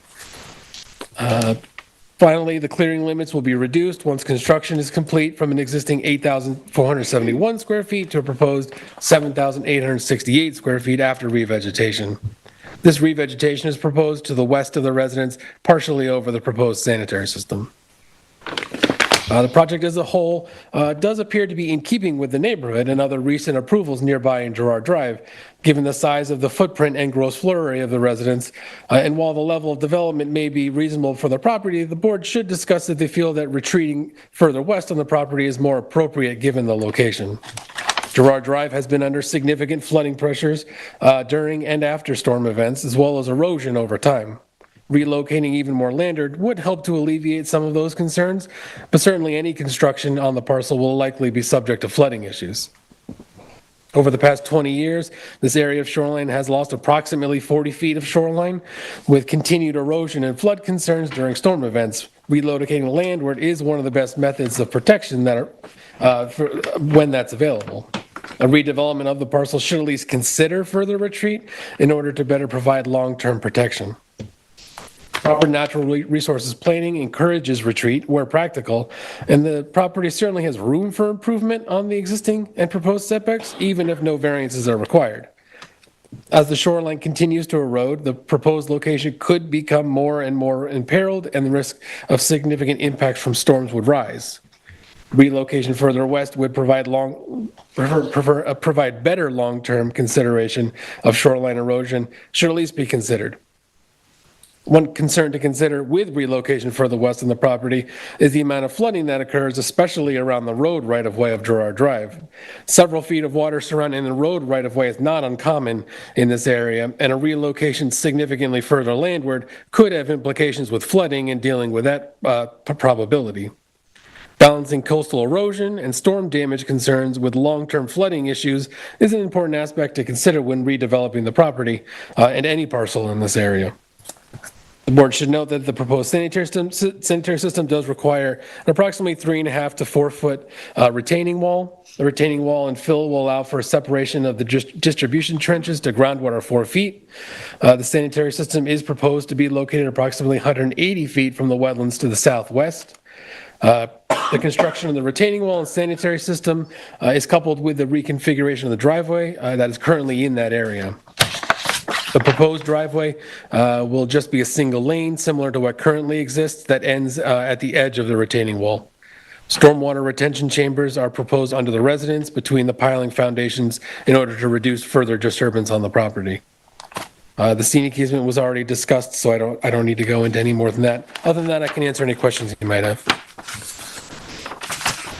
Well, you mentioned that with the option of moving it more landward was one that there was some part of a recommendation here, but then I'm wondering, you already brought it up, about how that affects flooding. Flooding is one of the big issues we hear, Right. especially from neighbors and others in the area. So if we were to move it further landward and then protect it from the ocean side, we are giving us the potential of increasing the flooding as well, right? Yeah, absolutely. So it is a little bit of a balancing act here. Exactly. We're going to locate the house. Yeah. And in terms, I didn't see any reference in the TAM about the Coastal Assessment Resiliency Plan, which does designate Girard Drive as a high-focus area for risk. So I'm wondering what your recommendations, in terms of the CARP report, in terms of this project, how it would relate to that. I don't think the redevelopment of the lot, it's a reasonably sized house. It's not in an unreasonable location in Right. general. I don't think it goes against CARP, at least in any significant way. Because I tried, the last two storm events really affected this area. I tried to do a field inspection a week ago, and Yep. the road was closed. And one of the neighbors who did submit a letter didn't receive notice, not because it wasn't properly noticed, but because there was no mail delivery. She just received notice last Friday. So it's just something to think about. Yeah, certainly flooding and storm damage on anywhere along this section of Girard Drive is always going to be in our minds when looking at any redevelopment. It's just the nature of the area at this point. Any other questions? I know you said that the erosion has been about 40 feet over 20 years, but do you have any other color about kind of the rate of erosion more recently? I know there are some areas of town where erosion seems to be. Yeah, I mean, every year's storm dependent more than anything. So we just sort of try and average it out over a lengthy period of time to give an idea of a trend over time. Okay. And year to year, that's also more difficult to determine based on aerial images. We can get a sort of a rough idea based over time on aerial images, but getting a more accurate number, like over 3 years, is more difficult.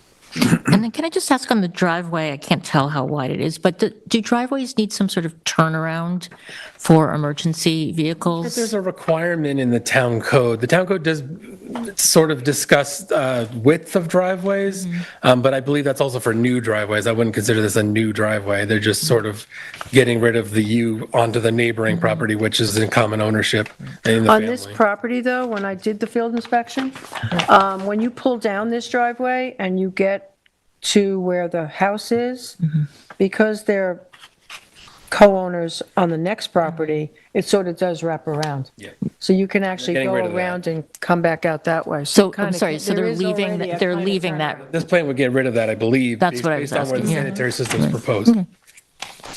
Because I actually thought I was in the wrong driveway, and then I realized. Many of these lots on that Gerard Drive do have narrow driveways that just go straight forward. Any other questions?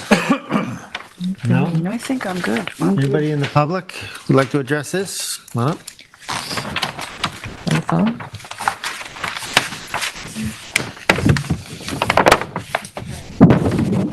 Kelly Sharp, and I am the neighbor who wrote the letter. You were going to raise your right hand. Do you swear affirm to tell the truth, the whole truth, and nothing but the truth? Absolutely. Thank you. I have been living there for 24 years. I've been there for 365 days a year. I'm a writer. I work from home. And so I know that property like the back of my hand. I can tell you that, first of all, there is no erosion in the front. The beach has actually gotten bigger. The water, though, I can show you pictures. I think I sent one to the town board, and that was just the other day, just that last storm. And you can see that the building lot, in fact, the whole entire lot was under 3 feet at least of water. That happens, during the storms. But the water comes from underneath the ground, and it comes from the road. It doesn't come from the beach at all. So just to clear that up. As far as the septic goes, no one's there right now. It was built as a fishing cottage in whatever the 30s, 40s, or 50s. I'm not exactly sure what decade, but it was a long time ago, and obviously it is a very old place. They did have renters that were renting it for 30 years. Every weekend of the summer, they were great. I love them. They moved to Barcelona, unfortunately. Mrs. Reckler, or Miss Reckler, who I've never met in all those years, lives in California. So the difference between, I think, our house and their house, perhaps, and also Brian Frank, I think, can tell you that we were under a lot of scrutiny. That part of my life, it took 10 years. It took us 10 years to get a permit for our house. I wanted to have children. By the end of the time that it was done, I could not have a child, okay? This was a very stressful time for us. So for that woman, the representative, to get up here and just brush my cares aside is really insulting, and I'm pretty shaken up right now because the septic, to say that a house 3 times the amount is not going to affect the groundwater, I don't know what world you're living in. To turn a summer house into a year-round house, and with a second floor, we were denied a second floor. We have 2-story. We have 1 story. The top is just a mechanical room. We weren't allowed to have a bedroom up there. This house, and has a bedroom. The house 93 Gerard that was just approved with a second story. I think that was the first second story that was approved in 60 fucking years. Excuse my French. I am so sorry, and I don't know if 60 years was an exact number, but for a long time, nobody was putting second stories on Gerard Drive. So how in the world things are getting less strict down there where it's so important that, I know that the town wants to buy the property down there. there. I know that, I'm pretty sure that they made an offer to Miss Reckler. If Miss Reckler is listening, Miss Reckler, you should take your money from the town and run, because nobody should be living there, okay? If anybody, if anything, they could redo the house, but it's a rental house. I don't think they realize that the rental market is not all that great right now. You know, there are a million houses on Girard for rent, and probably half of them didn't even rent last summer. But anyway, that's for her to decide, you know. Just this morning, I could go on about the nature there, but I think you guys understand my point. You know, it's a beautiful, beautiful, beautiful place. And anyway, I'm not going to say anything else. My time is up, and I really appreciate it. Thank you. Thank you. Anybody else? Matt, is everybody on the phone? You have 0 callers. Thank you. Okay, thank you. Can we have a motion? The reason that nobody showed up was because nobody saw the sign. The sign was put up and the road was closed, so nobody saw the notice sign. Thank you. Want to make a motion? And has Britton come back up?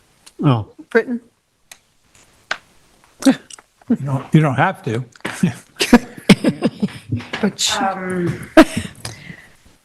I don't have anything further to say this evening, but perhaps you could leave the record open for a week so I could submit that survey with the existing total lot coverage corrected. That's the only thing I'd like to keep the record open for, if that's possible.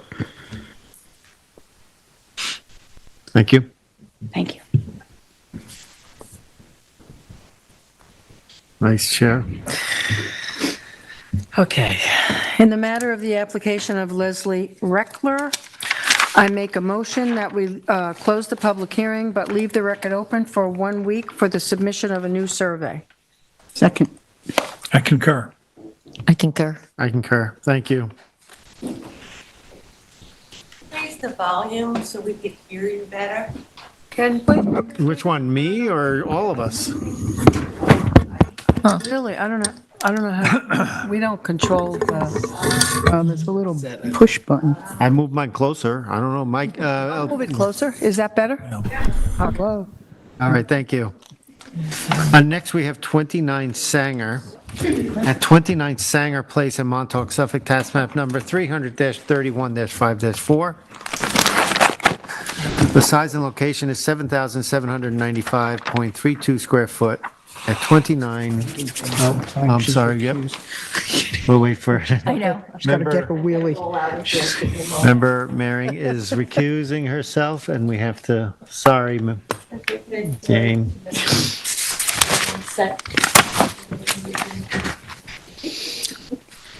I think I can read it in the record while she goes. Yeah.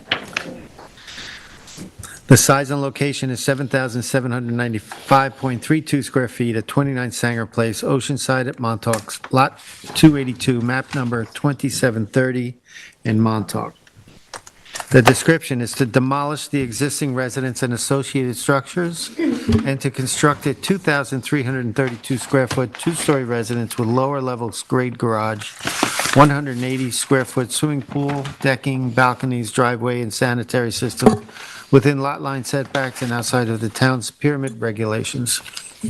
The relief sought, 4 variances are required for this application. One variance of 9.1 feet is required from 255-1110 of the town code to construct a swimming pool decking 11.9 feet from the western lot line where 20-foot setback is required. Variances of approximately 2.1 feet, 2.7 feet, and 4.5 feet are required from 255-1172D of the town code to construct a residence approximately 2.1 feet outside of the pyramid line along the northern property line and 2.7 feet along the western property line and railing approximately 4.5 outside of the pyramid line along the western property line respectively, and any other relief necessary. Residence, the zoning district is B residence, AE flood zone, elevation 10. Council, do we have proper affidavit of service and posting? I am in receipt of the affidavit of service and posting. It appears everything is in order and the board has jurisdiction over this application. Thank you. Okay, this one's mine. Member Berger? Okay, this is the official notice and posting, and This time it held up well in the bad weather that we've had. I didn't take that many photos this time. This is going to be a redevelopment of the property. Next. This is a shot to you can see the applicant's house is on the corner there on the left, and this is an unimproved lot to the west side, which last time we had a hearing, there was a lot of vegetation in there, so I did take an updated photo of that. You can see some of the houses on the south side toward Ditch Plains Beach in the back. Next. Now it just angled over to this is the nearest neighbor to the east, and you can see the retaining wall for the applicant's home. Next. Now I turned and took a shot. I took a number of shots of the neighboring houses. This is directly across the street from the applicant's home. Next. And this is slightly to the west, going farther down Sanger Place toward Otis Road. Next. Now that's a shot of the street going. Good question. Now I think that's still toward Otis Road. Next. And this is the side of the house. I'm walking toward the back. Next. And this is an area. I took this shot so you can see the property does kind of grade up as you head toward the west and south in this area. And this is the area where the pool is proposed. Next. This is another shot from the western side of the existing house, and the house in the distance is, again, the neighbor to the east. Next. This is a shot. Where am I? Oh, okay, now I'm standing in the southwestern portion of the property, just shooting back toward Sanger, and again, to give you a feel for how it sits, the current house anyway, sits with the neighboring house to the east. Next. And now I'm back in the front and taking another shot showing the area to the eastern side of the house. And this is the area in front where the septic system is proposed to go. Next. That might be it. Yeah. Thank you. Counsel? How are you, Mike? Mr. Chairman, members of the board, Michael Sinlensky, the Sinlensky Law Firm, 860 Montauk Highway, Watermill, New York, for the applicant. And Michael, maybe I can confirm too. I think the latest survey is revised May 29th, 2023? That is correct. Thank you. So, as the board's aware, we had a previous hearing on a different form of this application, whereby we requested, I think it was either 10 or 11 variances. After hearing the board's comments and comments from the public, we went back to the drawing board and are back to the board with this current plan, which only seeks 3 variances from the board. Actually, I think it's 4. There's a pyramid variance for the very front peak of the house of 0.87 cubic feet, which is probably a little bit larger than this for the peak of the roof. In addition, we're seeking 9.1 feet of relief for the pool deck. If we had just built the deck in its proposed location, we would not need a variance if the pool didn't exist. It's only because of the provision of the town code that doubles the setback for decking that's attached to a pool that we require this variance relief. And if I may just go to the board and I'll show you, what I'm talking about is this narrow area here that runs like this. If this pool didn't exist, we wouldn't need a variance. We would meet the side yard setback. But because it's connected to the pool, it requires a double setback, which we meet on the other side. We remove the decking located around the corner here, because otherwise that would have required all of this going up the front under the building inspector's determination to require a double setback. If any part of the deck touches any part of the deck touches the pool, then it's all considered to be a pool deck under the current interpretation of the code by the building department. So as it is, we need a 9.1 foot variance because we are at 10.9 feet, where 20 feet is required. And then finally, we need 315.15 cubic feet of the western pyramid sky plane. This is on the side that's closest to the open lot that you saw in the pictures that were provided by Member Berger. And you'll see that that line is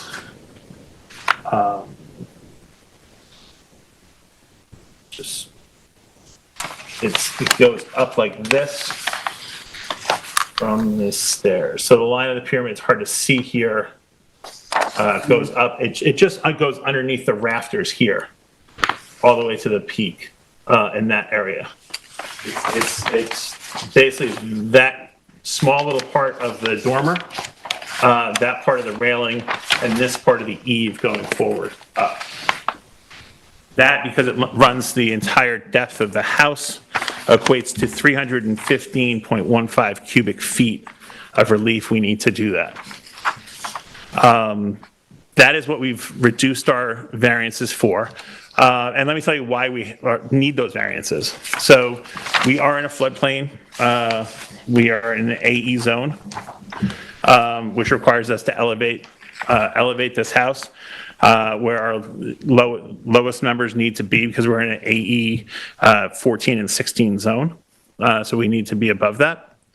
13 and 14 zone. So we need to be above that. There also is a substantial change in elevation when you go from the eastern side of the property to the western side of the property. Where the empty lot is, it drops off, and it drops off actually kind of pretty sharply right at the property line to get into that empty lot. Whereas on the eastern side, there is that retaining wall, and if you didn't see where the retaining wall is, where the retaining wall stops, you can see kind of where the natural grade comes, because it slopes down across. So we have the benefit of that, and we meet pyramid, we meet the height restrictions there. We're not asking for anything on any sort of relief from the board on that side of the property. It's only on the western side of the property that we're asking for that minimal relief for the pyramid. I think that we've gone a long way in sharpening our pencil, so to speak, to remove as many variances as we can. And we require these variances that are on that western side because we're already limited in ceiling heights for that second story. Now, I would just draw the board's attention. Member Berger took some wonderful pictures going through the site.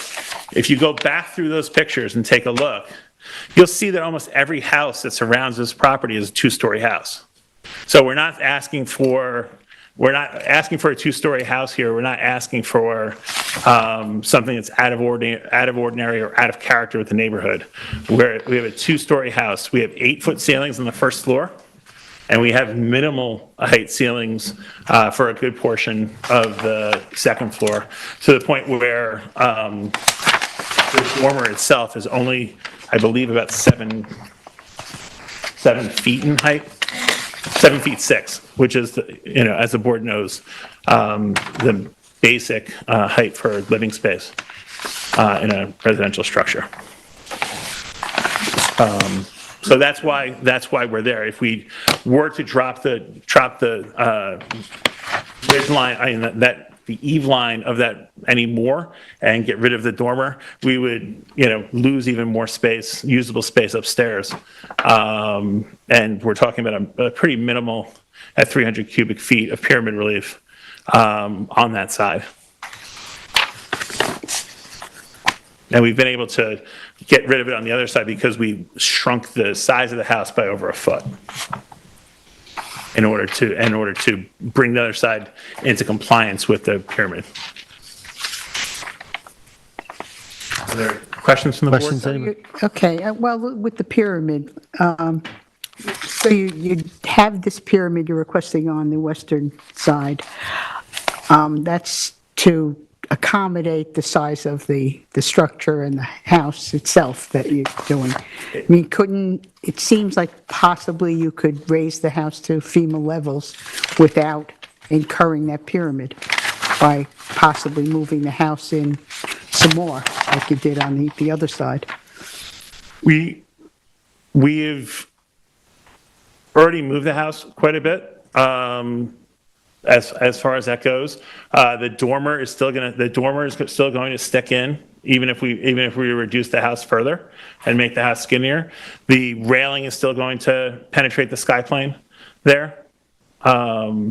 We've done that, and as it is, we're talking about a minimal sizes of a second floor room there. It's just enough to accommodate. I believe it's 1 bedroom. You're going to have to, I believe it's one. I believe it's 1 bedroom upstairs. Sure. Yeah. Could you raise it to FEMA levels without incurring any pyramid? I mean, you're talking about piercing the pyramid with a railing. Is that a necessary part of the project? Yes, because it allows there to be more light into the western side of the property by having that dormer and that walkway out to that very small balcony area.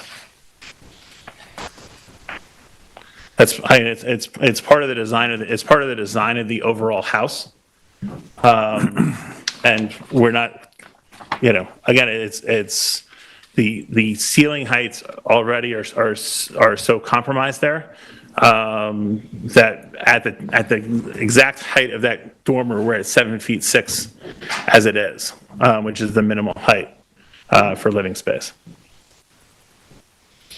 Okay, and then for the decking, that is a large variance. I don't know.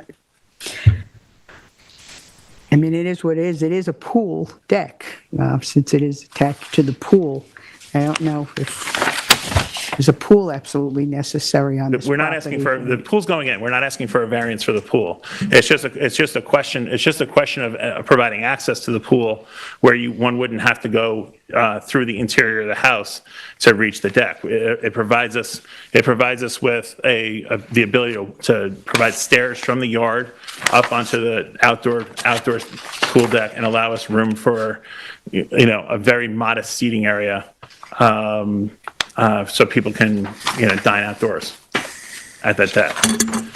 But just so the board is clear, because I know there's been a number of comments that have been submitted to the board in the form of emails talking about depth of groundwater and things like that. Number one, we comply with the depth of groundwater for the pool, and number two, we have removed all variances requested for the pool. The pool is in a compliant location.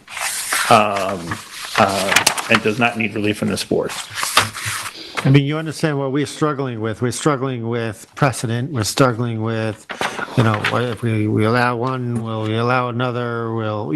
The application before us even, had to meet FEMA and they complied with pyramid. And so I think the question she's asking might be well asked is, you're redeveloping the property. What's the nexus? The nexus is that, number one, when you're talking about precedent, right? You're talking about how other similarly situated lots would be dealt with by this board in future applications. Number one, I think this board is, often tells applicants that each application has to be, judged on their own merits pursuant to the part test, and the fear of precedent isn't really one of those tests. But to address the chairman's, question directly, the reason why this is differently situated than any other lot is because this is a lot that has a different topography than most lots in Ditch, where you have one side of the lot is at one height elevation and the other side has dropped off, considerably, right? So if the other side, if the neighboring side here to the east elevation was, raised by 1 foot, we wouldn't be in front of this board. I think it's 1.5 feet. We wouldn't be in front of this board. It's only because there's a vast difference in size. We can't push, even though we could push the house further to the east. Number one, that is the developed side of the property where there's a neighbor already there.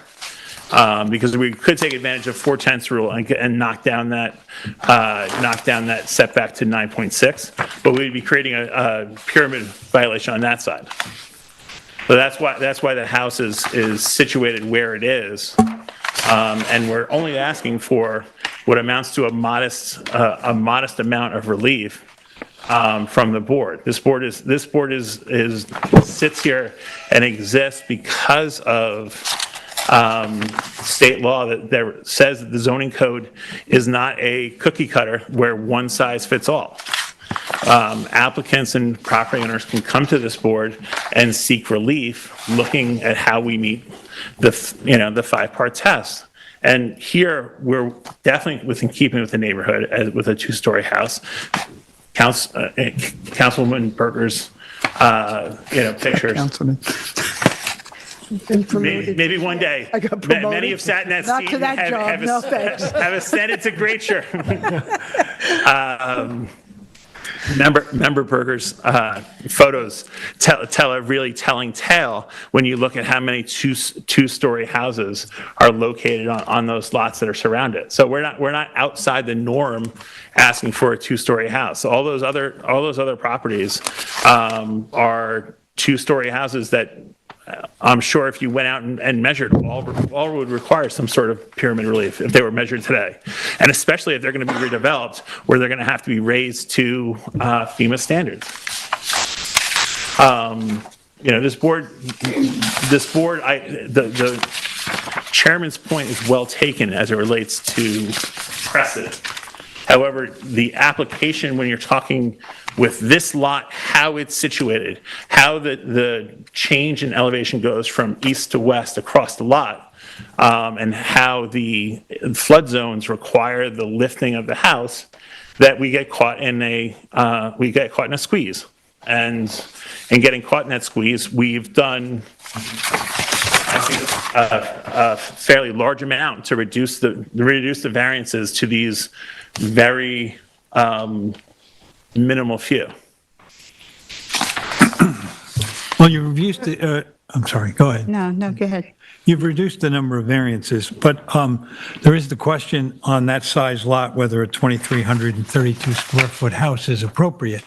The zoning code says it is. In fact, the zoning code says that exactly is a appropriate size lot. Yeah, but given some other circumstances here, this house was reduced. It was an approach for a smaller house. We wouldn't be looking perhaps at these pyramid variances. We did reduce the size of the house since the last time we were here. I know you did. We're still talking about a lot that we can see just from the survey how this is basically maximizing everything you can do on this lot. So that's part of what has been the reaction of both the community and things we have to look at is the house an appropriate size structure for that particular lot? Does it make a lot of sense for the house to be that large on that lot? I think you're right to say that many of the houses in the area are 2-story, and we can see that. We saw it from Member Berger's photos, and we see it when we do the site visit. But I do think a question here for us is going to be whether or not it's an appropriate type, size development for that lot. Now, just because the town gives us a maximum amount you can do, we know that's not a guarantee. We have to make interpretations along the way. Actually, gross floor area, that is a guarantee. And we can turn to this board to apply the 5-part test for the relief we're requesting. And the relief we're requesting, which I've shown on this, from that one side, it's because we can't angle the roof lower because it reduces this interior height below the 7'6", which is required by the New York State Property Maintenance and Building Code. Let's just clarify too, there's no NRSP to consider on this property. So this is straight out zoning, straight out area zone. As much as I know this board would enjoy just being a zoning board of appeals without the long amount of time it takes to be a wetlands board and NRSP board, this is purely a rudimentary zoning application. This has nothing to do with your jurisdiction for a natural resources special permit.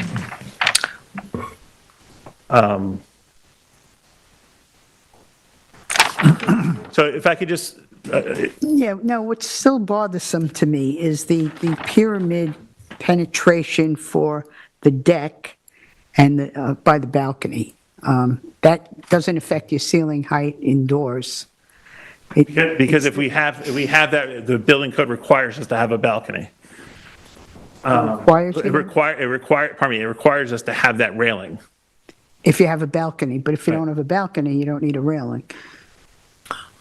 But we doesn't have any impact on your ceiling height inside the house. Because what would happen then is we would have an extraordinarily tall window. We have an extraordinarily tall window where that dormer is. And the penetration for where the railing is a very minimal. It's a foot or two, and we're talking about something. What's the material for the railing? Actually, the town looks at glass rail as acceptable. It's a cable railing. So if you actually take the diameter of what that actual intrusion is into, it's extraordinarily minimal. When you're talking about the cubic footage of the railing itself, you're talking about the cubic measurements of a wire railing and one or two posts. And if we could propose if the board wanted, we could, offer a glass railing there. If you found that would be. Actually, the building department looks at glass rail as not having to comply with pyramid. It's the building height. Oddly enough, I don't know why, but. We could propose a glass railing there if that would answer the board's concerns. Sure. You be sworn. You have to be sworn in. You have to come to the mic, introduce yourself. A CLU architect for the property. Do you swear firm to tell the truth, the whole truth, and nothing but the truth? Yes, I do. Thank you.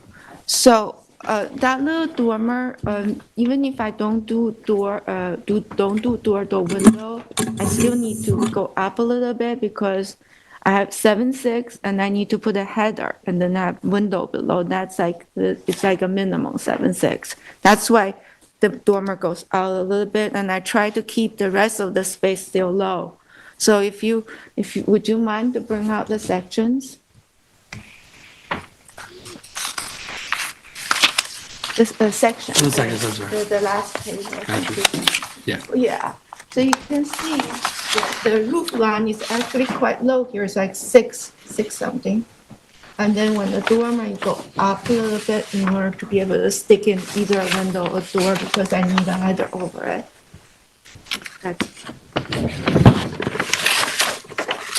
Thank you. Any other questions? Let's hear from. Could I hear some feedback from the board about the pool deck side? Does the board understand? So you can just go to the survey again. Thanks. If we were to not come to the board for relief, what would happen is we wouldn't have access to this, the deck, except from the interior of the house.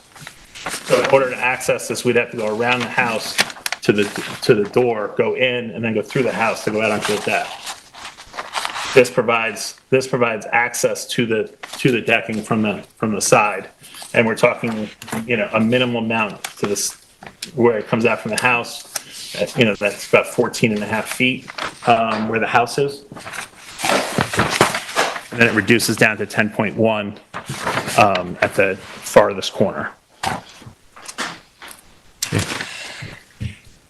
Questions? Could we just sync up there are 4 variances being requested, right? There were only 3 listed in your document from November 9th, I guess, that you submitted. The 9.1 for the pool deck, get Yep. that. 315.15 cubic feet, that's the penetration for the railing and the dormer that you were talking about. And 0.83 cubic feet for the northern pyramid line. Just so I can address the northern pyramid line on the record. The northern pyramid line, we're talking about this very front corner, top piece of the house. Okay. You know, we could carve that out, but it would, A, probably require some engineering, and B, would not look right. It wouldn't, architecturally, it's a peaked roof, and to carve out that, what amounts to, you know, less than 1 cubic foot, which is maybe a little bit bigger than this, of the roof, you know, it's really de minimis. Okay, so the 4 was there 3 different pyramids. They list them separately in the relief sought here. 2.7 for the property, the railing approximately 4.5 feet outside of the pyramid line on the west side. I think it lists them separately because it's 1, 2, 3 across, and for some reason, that's how they were listed. The total is 300, the total for all of that is the 300. 15, that's all 3. 315. Total for all Yes, 3. the total for all 3 is 315.15 cubic feet. Thank you. Questions? See from Tyler. I'm good, Hear thank from you. Tyler? I'm good. Thank you, Tyler. And Tyler Borsak for the Planning Department. So the project before the board is to demolish the existing residence on this property and associated structures, and to construct a new 2,332 square foot, 2-story residence with swimming pool, decking, lower level garage, second-story balconies, driveway, and sanitary system. The project has gone through revisions since the first hearing, but still requires several dimensional variances, including proposed nonconformities to pyramid from the front northern front yard and the western side yard lot lines, as well as the double side yard setback for the swimming pool decking. Variances for maximum height, lot coverage, and swimming pool itself, and some pyramid variances have been eliminated since the first time in front of the ZBA. As the Planning Department noted in the last application, or the last hearing, the proposed project represents an aggressive redevelopment of a small non-conforming property in Dish Plains, an area surrounded by other similar small non-conforming properties. The parcel is comprised of only 7,795 square feet, where 20,000 square foot is the minimum required under modern zoning. The applicants are proposing to demolish the existing modest residence and construct a new residence, which is very close to the maximum size allowable for the size of the property. A gross floor area of 2,322 square feet, where 2,379.5 square feet is allowable. Constructing such a large residence on such a small lot, along with a swimming pool, FEMA first floor elevation requirements, has created the need for the requested variances without any significant aspect of the parcel that makes it unique, especially in Dish Plains. The level of development proposed in this project gives the impression of maximizing the building on a parcel even beyond the limits of the zoning code, even after scaling the project back slightly. The size of the proposed residence, coupled with the need to meet a 16-foot first floor elevation for FEMA, and the size and the width of the parcel, creates several nonconformities that the board should examine closely. Given that the Dish Plains area is made up of similar properties, any variance approval on one has the potential to create precedent for others in the neighborhood. There should be sound reasoning on how any given application meets the variance standards for these small nonconforming lots. With the change in plans, the project is no longer requesting a pyramid variance from the eastern property line. However, the roof line of the residence does still require a variance of 2.1 feet along the northern lot line, 2.7 feet from the western lot line, and the balcony railing is still proposed 4.5 feet out of pyramid along the western lot line. Additionally, the proposed pool deck is proposed 10.9 feet from the western lot, where a 20-foot setback is required. the pool decking could be reduced in order to meet the setback as the pool itself is conforming to the required setbacks.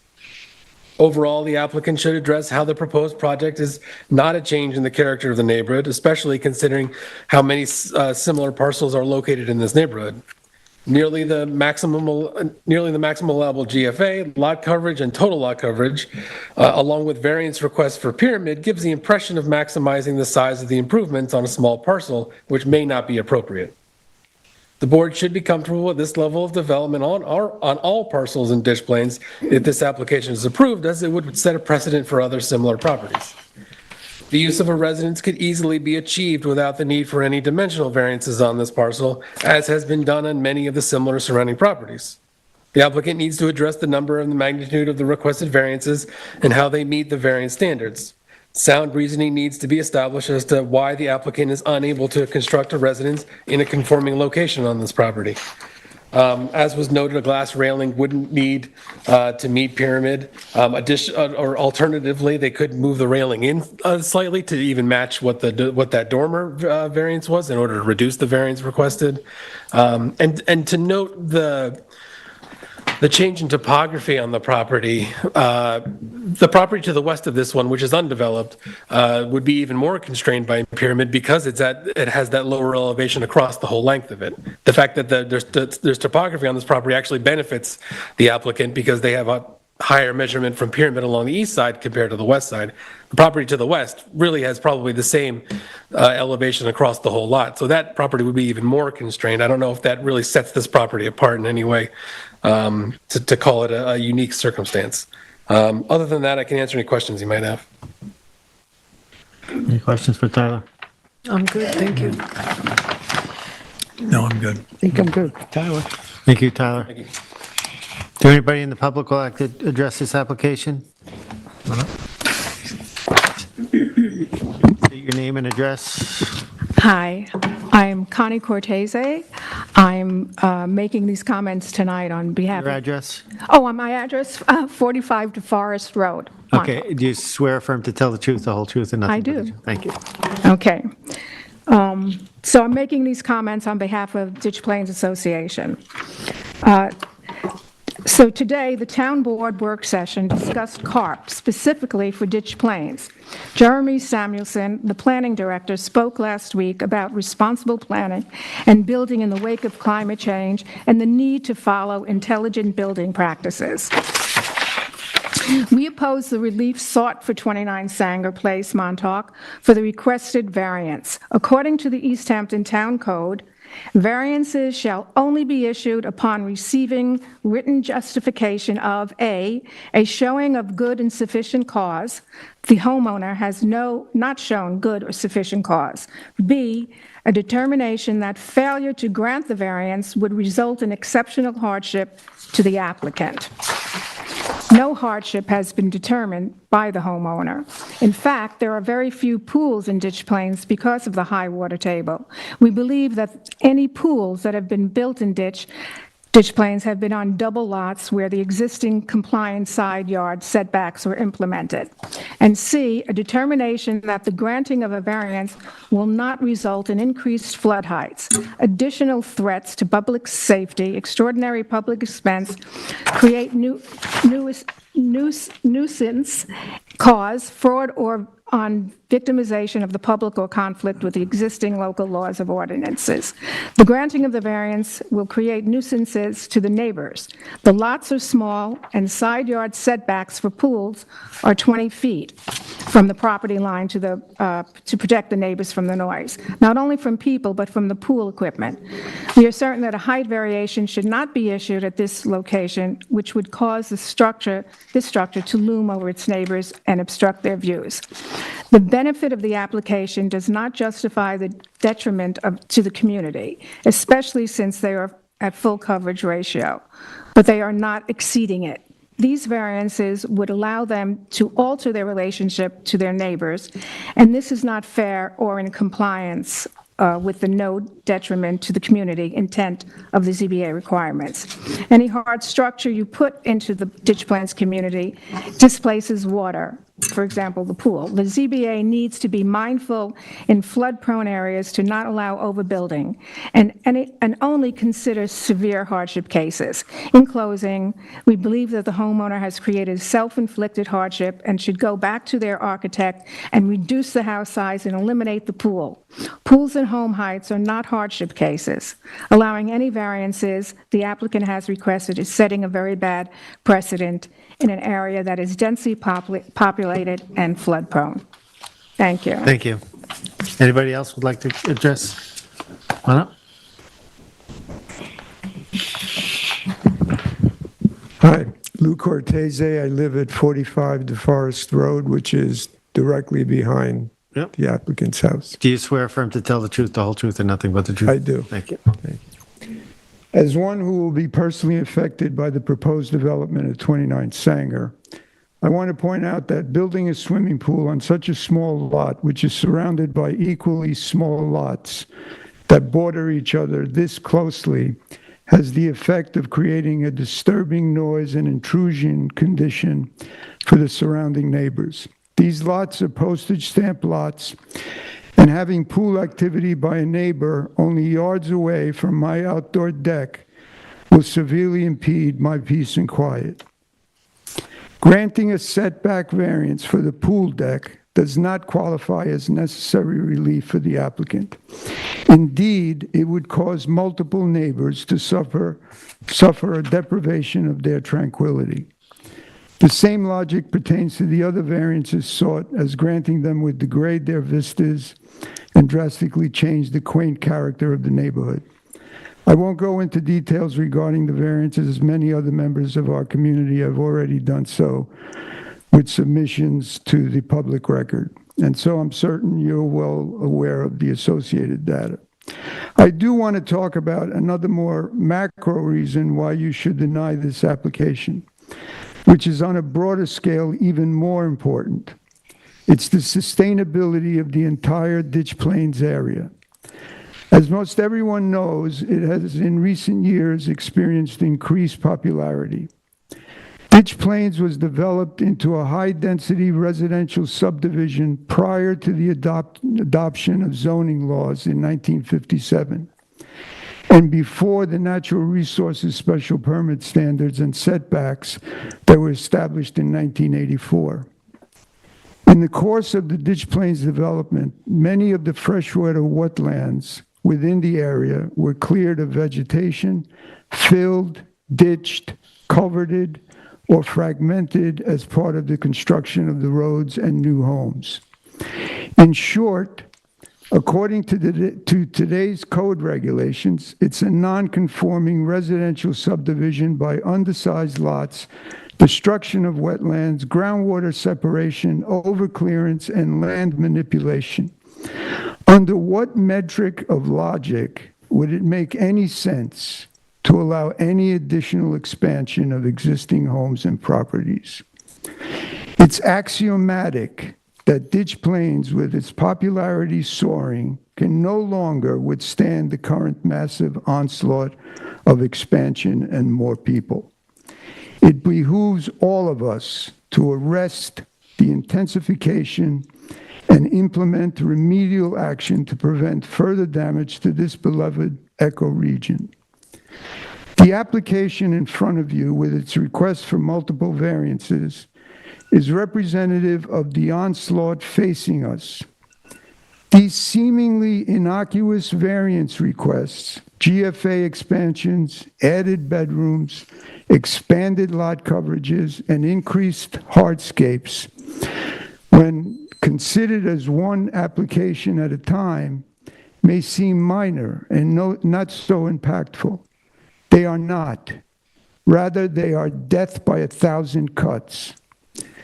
Many of us firmly believe that in order to preserve the unique natural beauty of Montauk's iconic areas like Ditch Plains, we need to acknowledge that it is maximally developed. Indeed, it's overdeveloped. What's needed is improvements to resiliency, not to expand size and scale.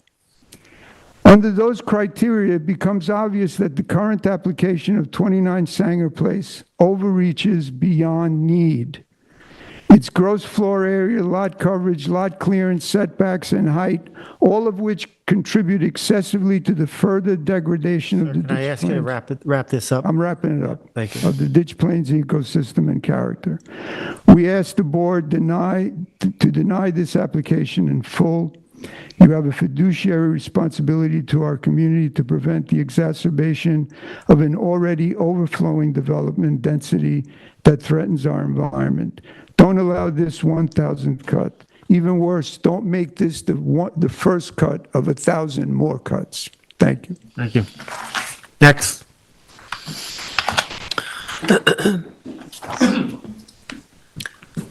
Good evening. My name is Michael Angelo. I reside at 514 Pentago Road in East Hampton, and my family owns the property located at 53 DeForest Road in Montauk. You swear affirm to tell the truth, the whole truth, and nothing but the truth? I do. Thank you. My family owns the property at 53 DeForest Road. We've owned the property for 55 years.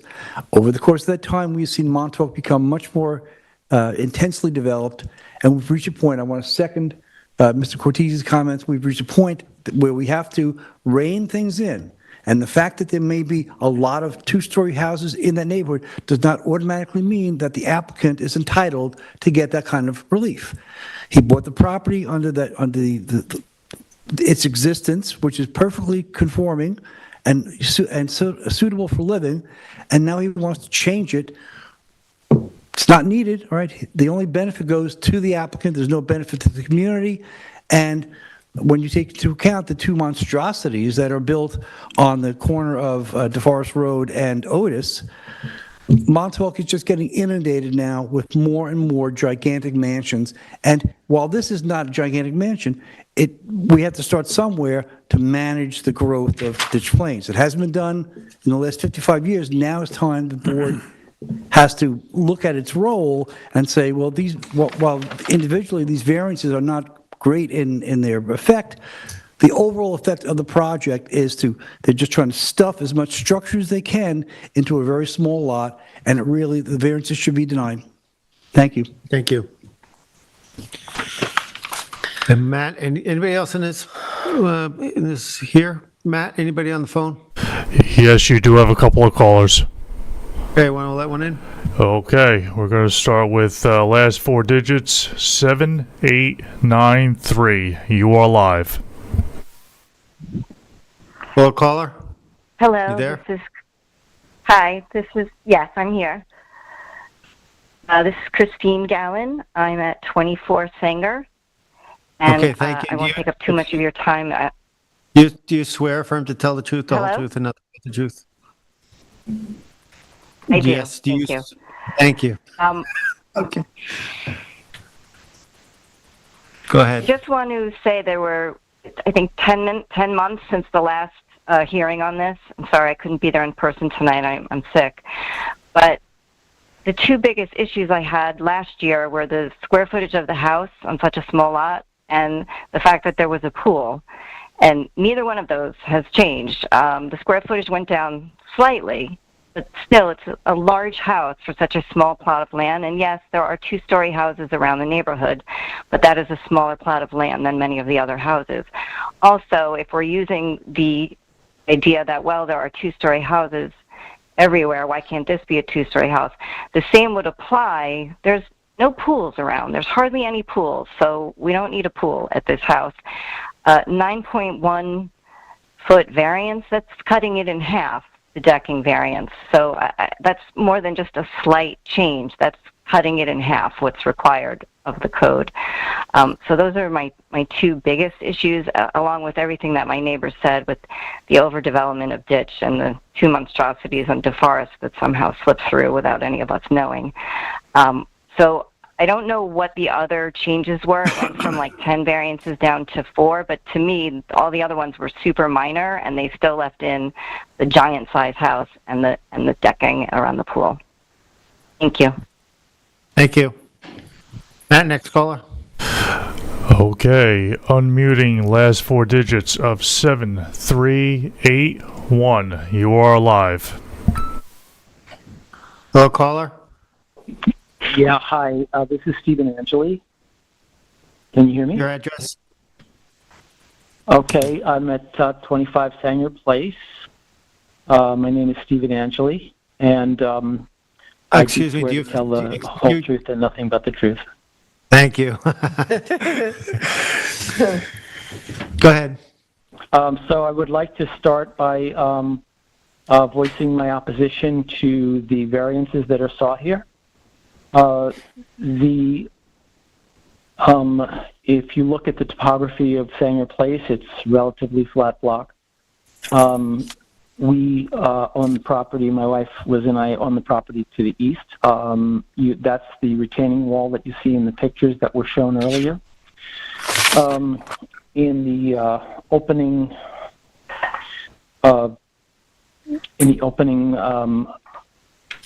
report to us, it was mentioned that this is a property that has a 10-foot natural grade elevation. Yet, with all of the drawings that are submitted for the board to review, they are using a 13-foot elevation, which is the top of the retaining wall that divides our property from theirs. It's taller than their natural. They won't be building from that height. They'll be building from the ground level, and it doesn't make sense why that should be selected. It seems arbitrary. The applicant built that wall a couple of years ago because the old one fell down.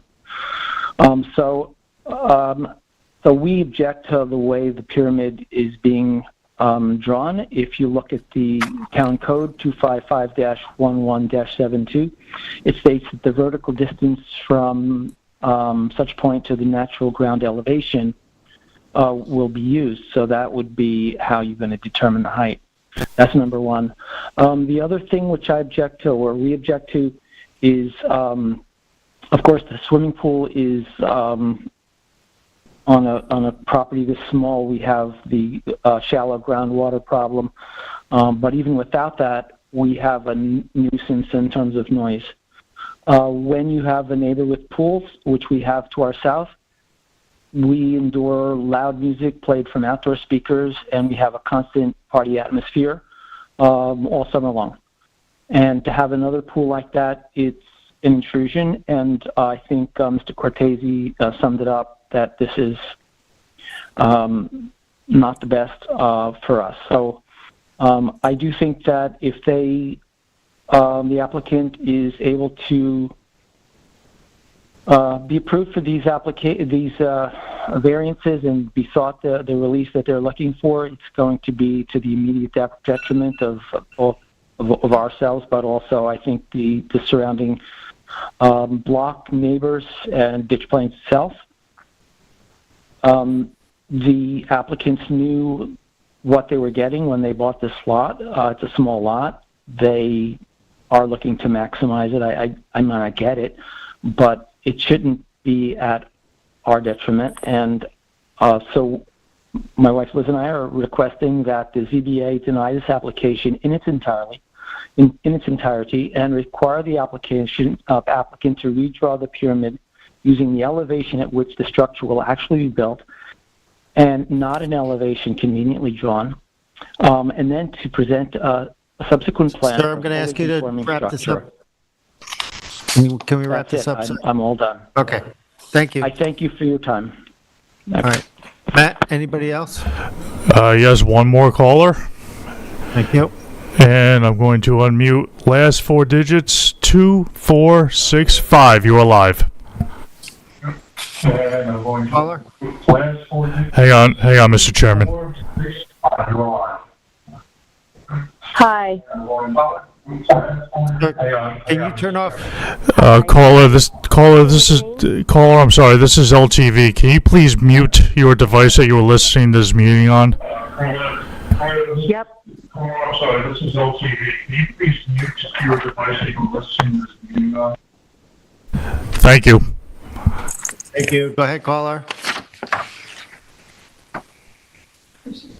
Oh, dear. Hello, caller. Bye-bye. Okay. Matt, she's disconnected? I hope not. She's still still unmuted. Caller 2465.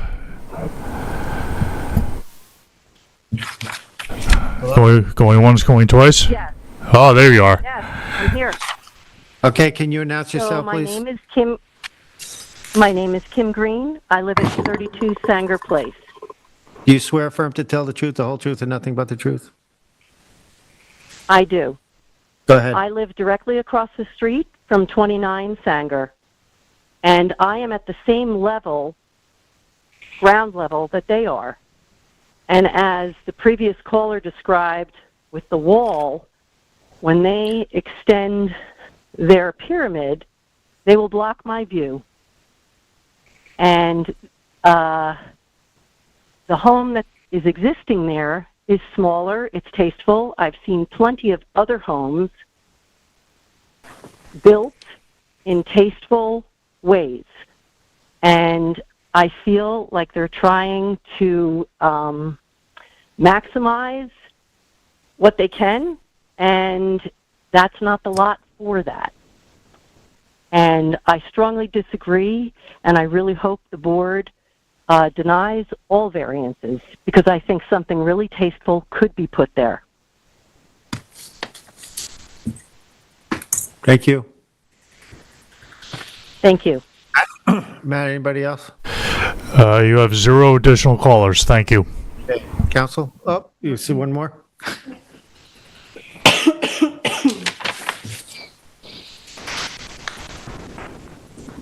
Paul Musio, 29 Sanger Place. You swear affirm to tell the truth, I the whole do. truth, and nothing but the truth? I just want to reiterate the comment that the pyramid is calculated from the top of a retaining wall that the current owners built, and that retaining wall is higher by at least a foot than the adjoining property. So that has to be taken into account. And again, the variance for the deck for the pool is unacceptable. Thank you. And What's your address? Paul Musio, What was your address? 29 Sanger Place. 29 Sanger. And Wait, I that's had the lots of applicant, that's the conversations with applicant. Tyler, and I want to, That's he's been very responsive despite being sick. No, what's your address, sir? Your address. Oh, I'm sorry. 19 Sanger Place, Montauk, New York. Thank you. That's better. Okay. Wonder why he Okay, objected to council, his own house. come on up.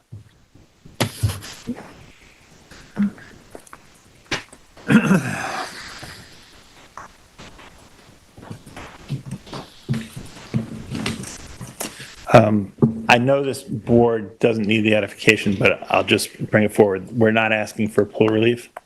We're asking for deck relief for the decking. The pool can be built without the benefit of any variance from this board. When it gets to those portions of the northern pyramid variance, we're talking about something that is de minimis. It's basically less than 1 cubic foot. When we're talking about the western pyramid variances, we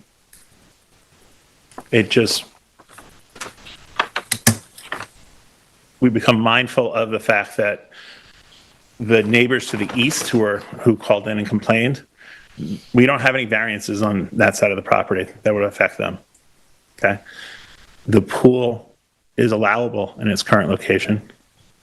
There is another pool in the area. You heard Mr. Cortese step to the microphone and complain about that. People are allowed to have pools if they conform, and our pool will conform. The issue is one, whether or not we'll be allowed to have access to that pool and the decking from the exterior of the house. That is why we're requesting that variance along the other side. And it's 9.1 because we're allowing for the stairs to come up that side. The stairway itself does not need the benefit of variances, according to the building. My discussions with the building department. It's only the landing area. So technically, The stairs are not a deck, so therefore don't require the variance. It's only this, because we have a landing here, that it's 10.9. Otherwise, we would go across the width of the deck to this area here to get our variance, which is about 14 feet. But we've measured it as 10.1 to show the board where it comes to that initial landing at the top of the steps there.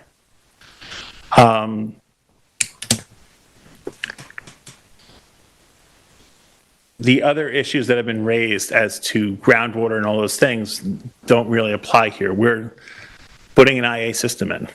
That's going to be the benefit of everyone at Ditch, because it's going to treat the septic before it's deposited into the ground. That's a benefit of the redevelopment here. We're looking for the minor relief on the western portion of the parcel because the eastern property line where it's measured from drops off. We have submitted the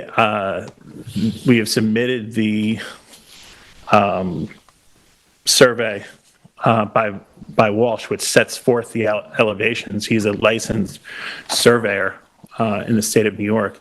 He has properly conducted and put forth the elevations on that survey, and that is where we've measured our pyramid lines from.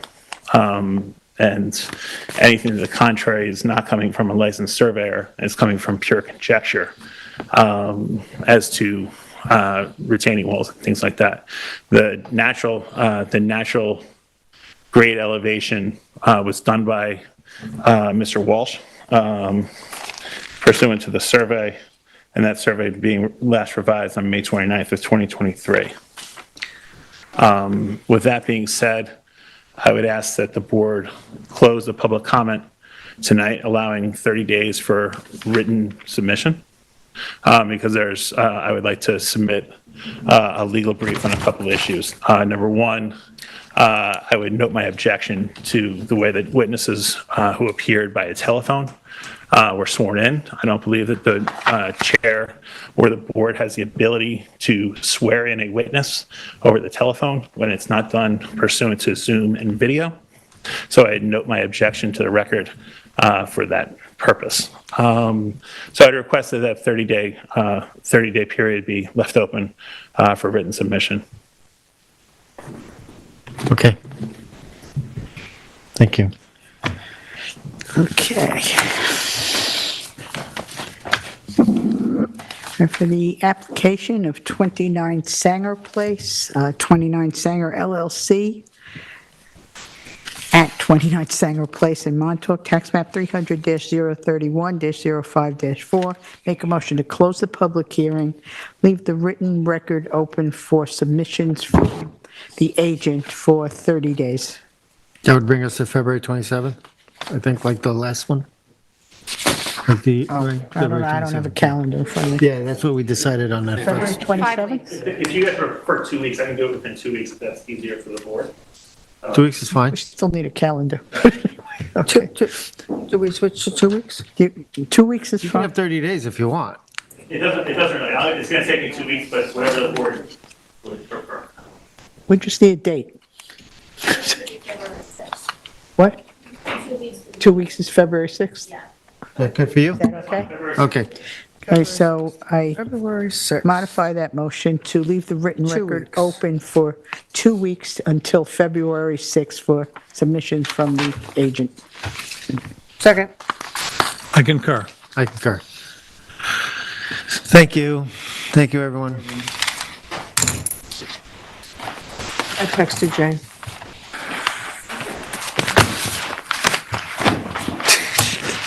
She comes.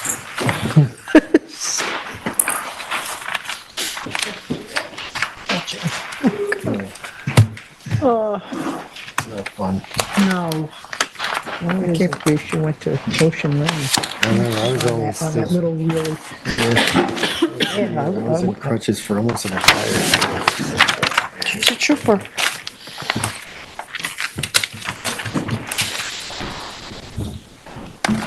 Tell her on the field excursion, you're not going to the bathroom. Literally.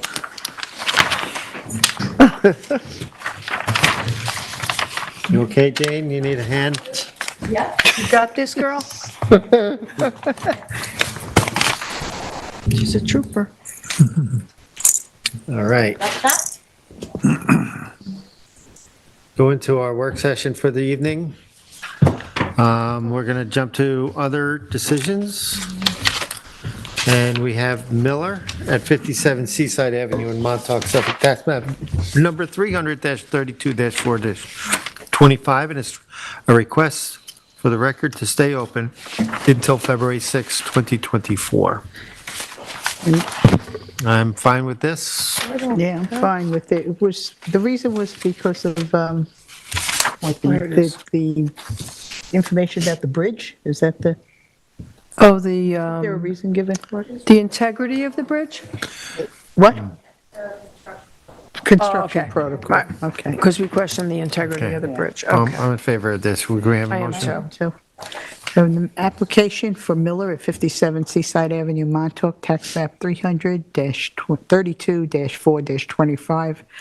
I make a motion to allow the written record to stay open until February 6, 2024. Thank you. Well, next, we have the Town of East Hampton new senior center. I'll concur. Concur. Thank you. Next, we have the Town of East Hampton's new senior center, 403 Abraham's Path, Amagansett, Suffolk, tax map number 300-166-3-10.2. And that's the East Hampton Town Board is hereby requesting lead agency status for the new senior center, and I will be glad to let them lead this one. Anybody have a comment? Can it be- I'd just like to Can somebody explain this a little more? Can you explain what we're relinquishing here as the lead agent?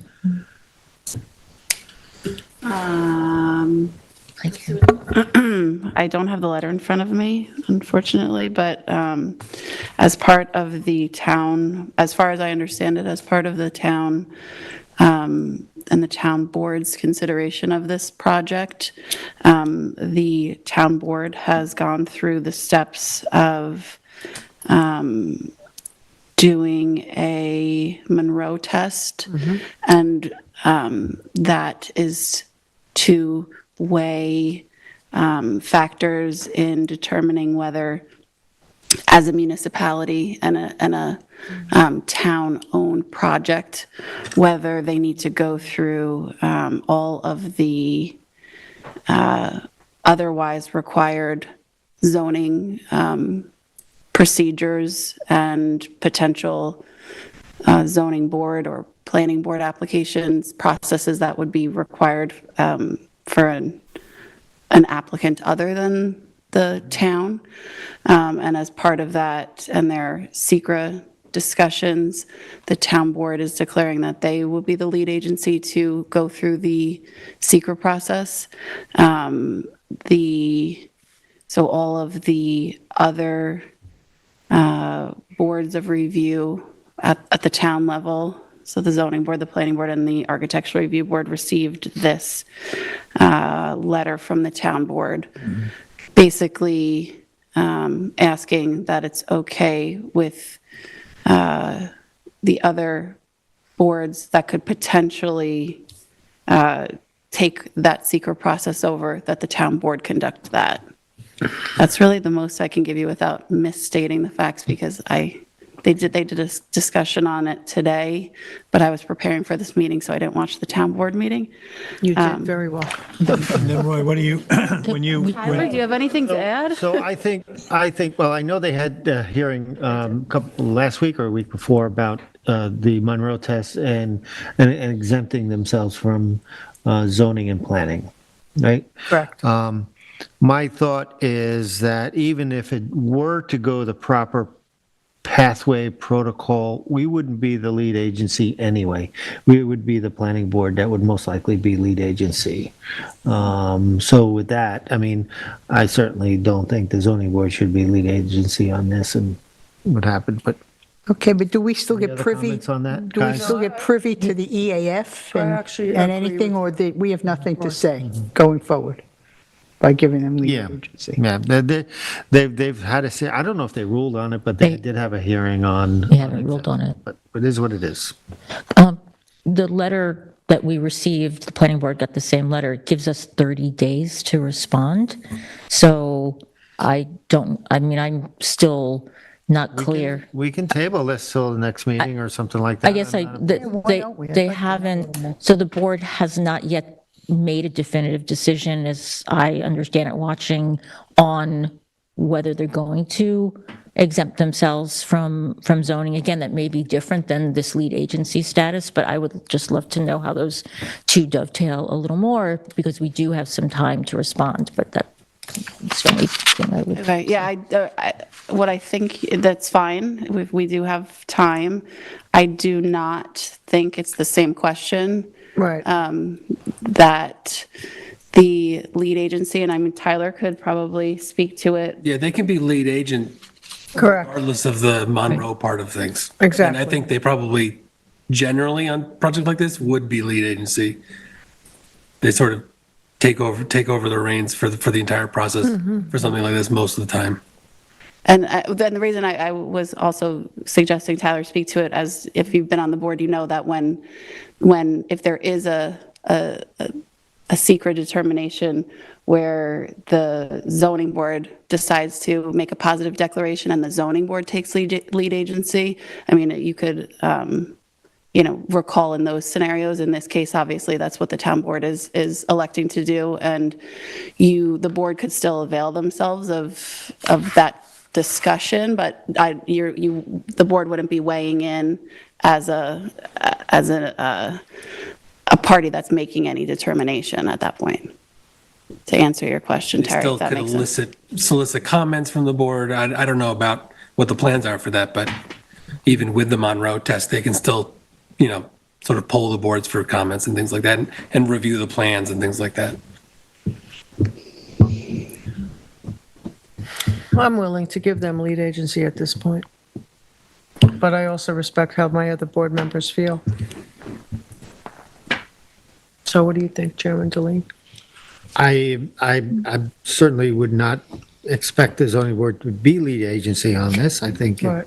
again, we would not be the board that it would come to if it were. But, so I'm certainly not, I don't object to having them do it. I agree. Yeah, I'm going to agree with what you have to say on this, Roy. Just that I was unclear about whether or not, if we were not likely to be the lead agency anyway, we're not really relinquishing our authority on this one. I want to be careful that I didn't do something. These are legitimate concerns, guys. I mean, it is a matter of due process, right? And that's ultimately that I think would be our concern, is that there is due process. And I'm just, in saying that, I think just trust the town board would do the right thing for the town. But go ahead. You have any comments? No, Terry? I don't know, council said there would be no impact to us. I don't know. Something I did want to mull over. It's a new thing for us. If you want to mull, it's up to you. Okay, I want to mull. So we'll mull it over till next week? Well, it's 2 weeks. February 6th. Well, we certainly have the right to do it based on the letter given to us. Okay. Okay. Okay. Thank you. Thank you.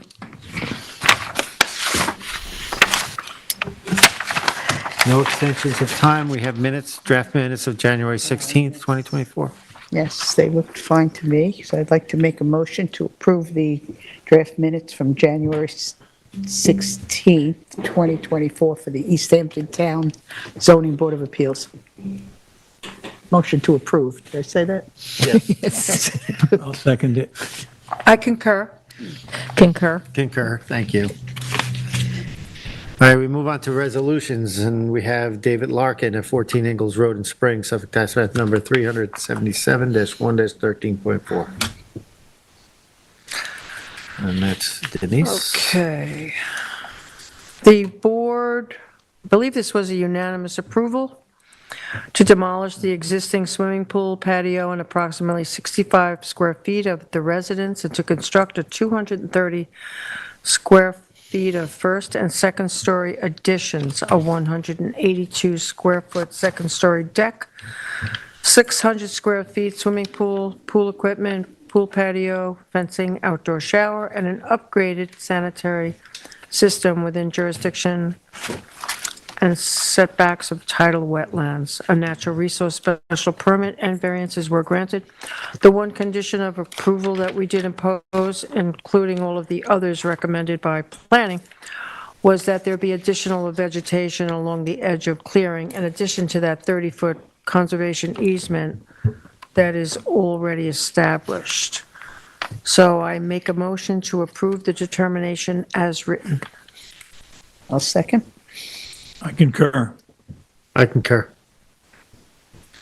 Next, we have I don't think I'm voting because I didn't participate in these hearings. Yeah, yeah. Stephen Gottlieb at 46 Maple Lane in Amagansett, Suffolk Tax Map Number 300-175-6-2. You remember this was a redevelopment of a property with a very old house prior to zoning, and there was a re-veg plan. This is a 3-to-1 approval.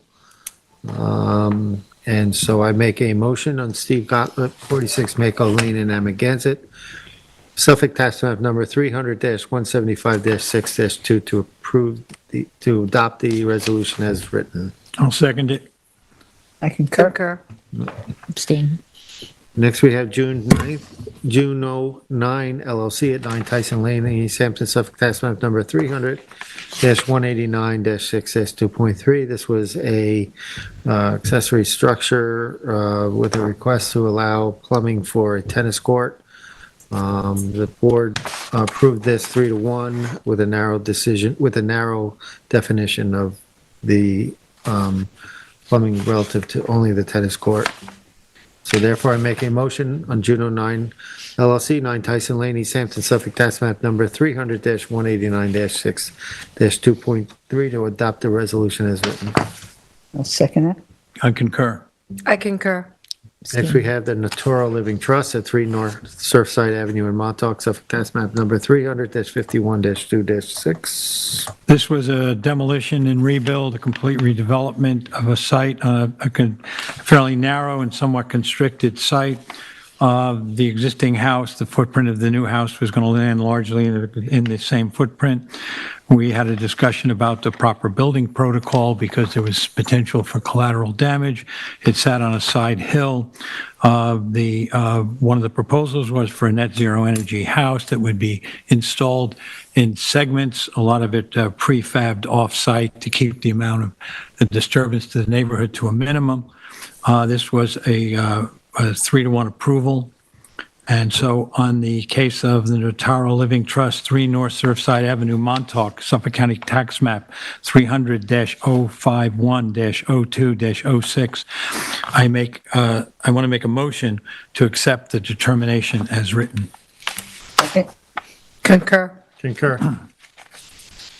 Next, we have Daniel and Pernilla Ammon at 33, 35, and 37 Sammy's Beach Road, East Hampton, Suffolk Tax Map Number 300-56-1-11, 12, and 14.2. This was a combination, this was a merging of 3 properties and 3 buildings, 3 houses on there existing to one lot. This was a unanimous approval on Sammy's Beach Road. So I make a motion on Daniel and Pernilla Ammon, the 33, 35, and 37 Sammy's Beach Road, East Hampton, Suffolk Tax Map Number 300-56-111, 12, and 14 to adopt the resolution as written. Second it. Okay, I'll concur. Thank you. Denise concur? Oh, I'm sorry, I concur. With that, I'm going to ask the vice chair if we can, to adjourn the meeting and to go into executive session for legal purposes. I make a motion to adjourn the meeting of the Zoning Board of Appeals at 9:32, and I make a motion to go into executive session. Second. Concur. Concur. Concur.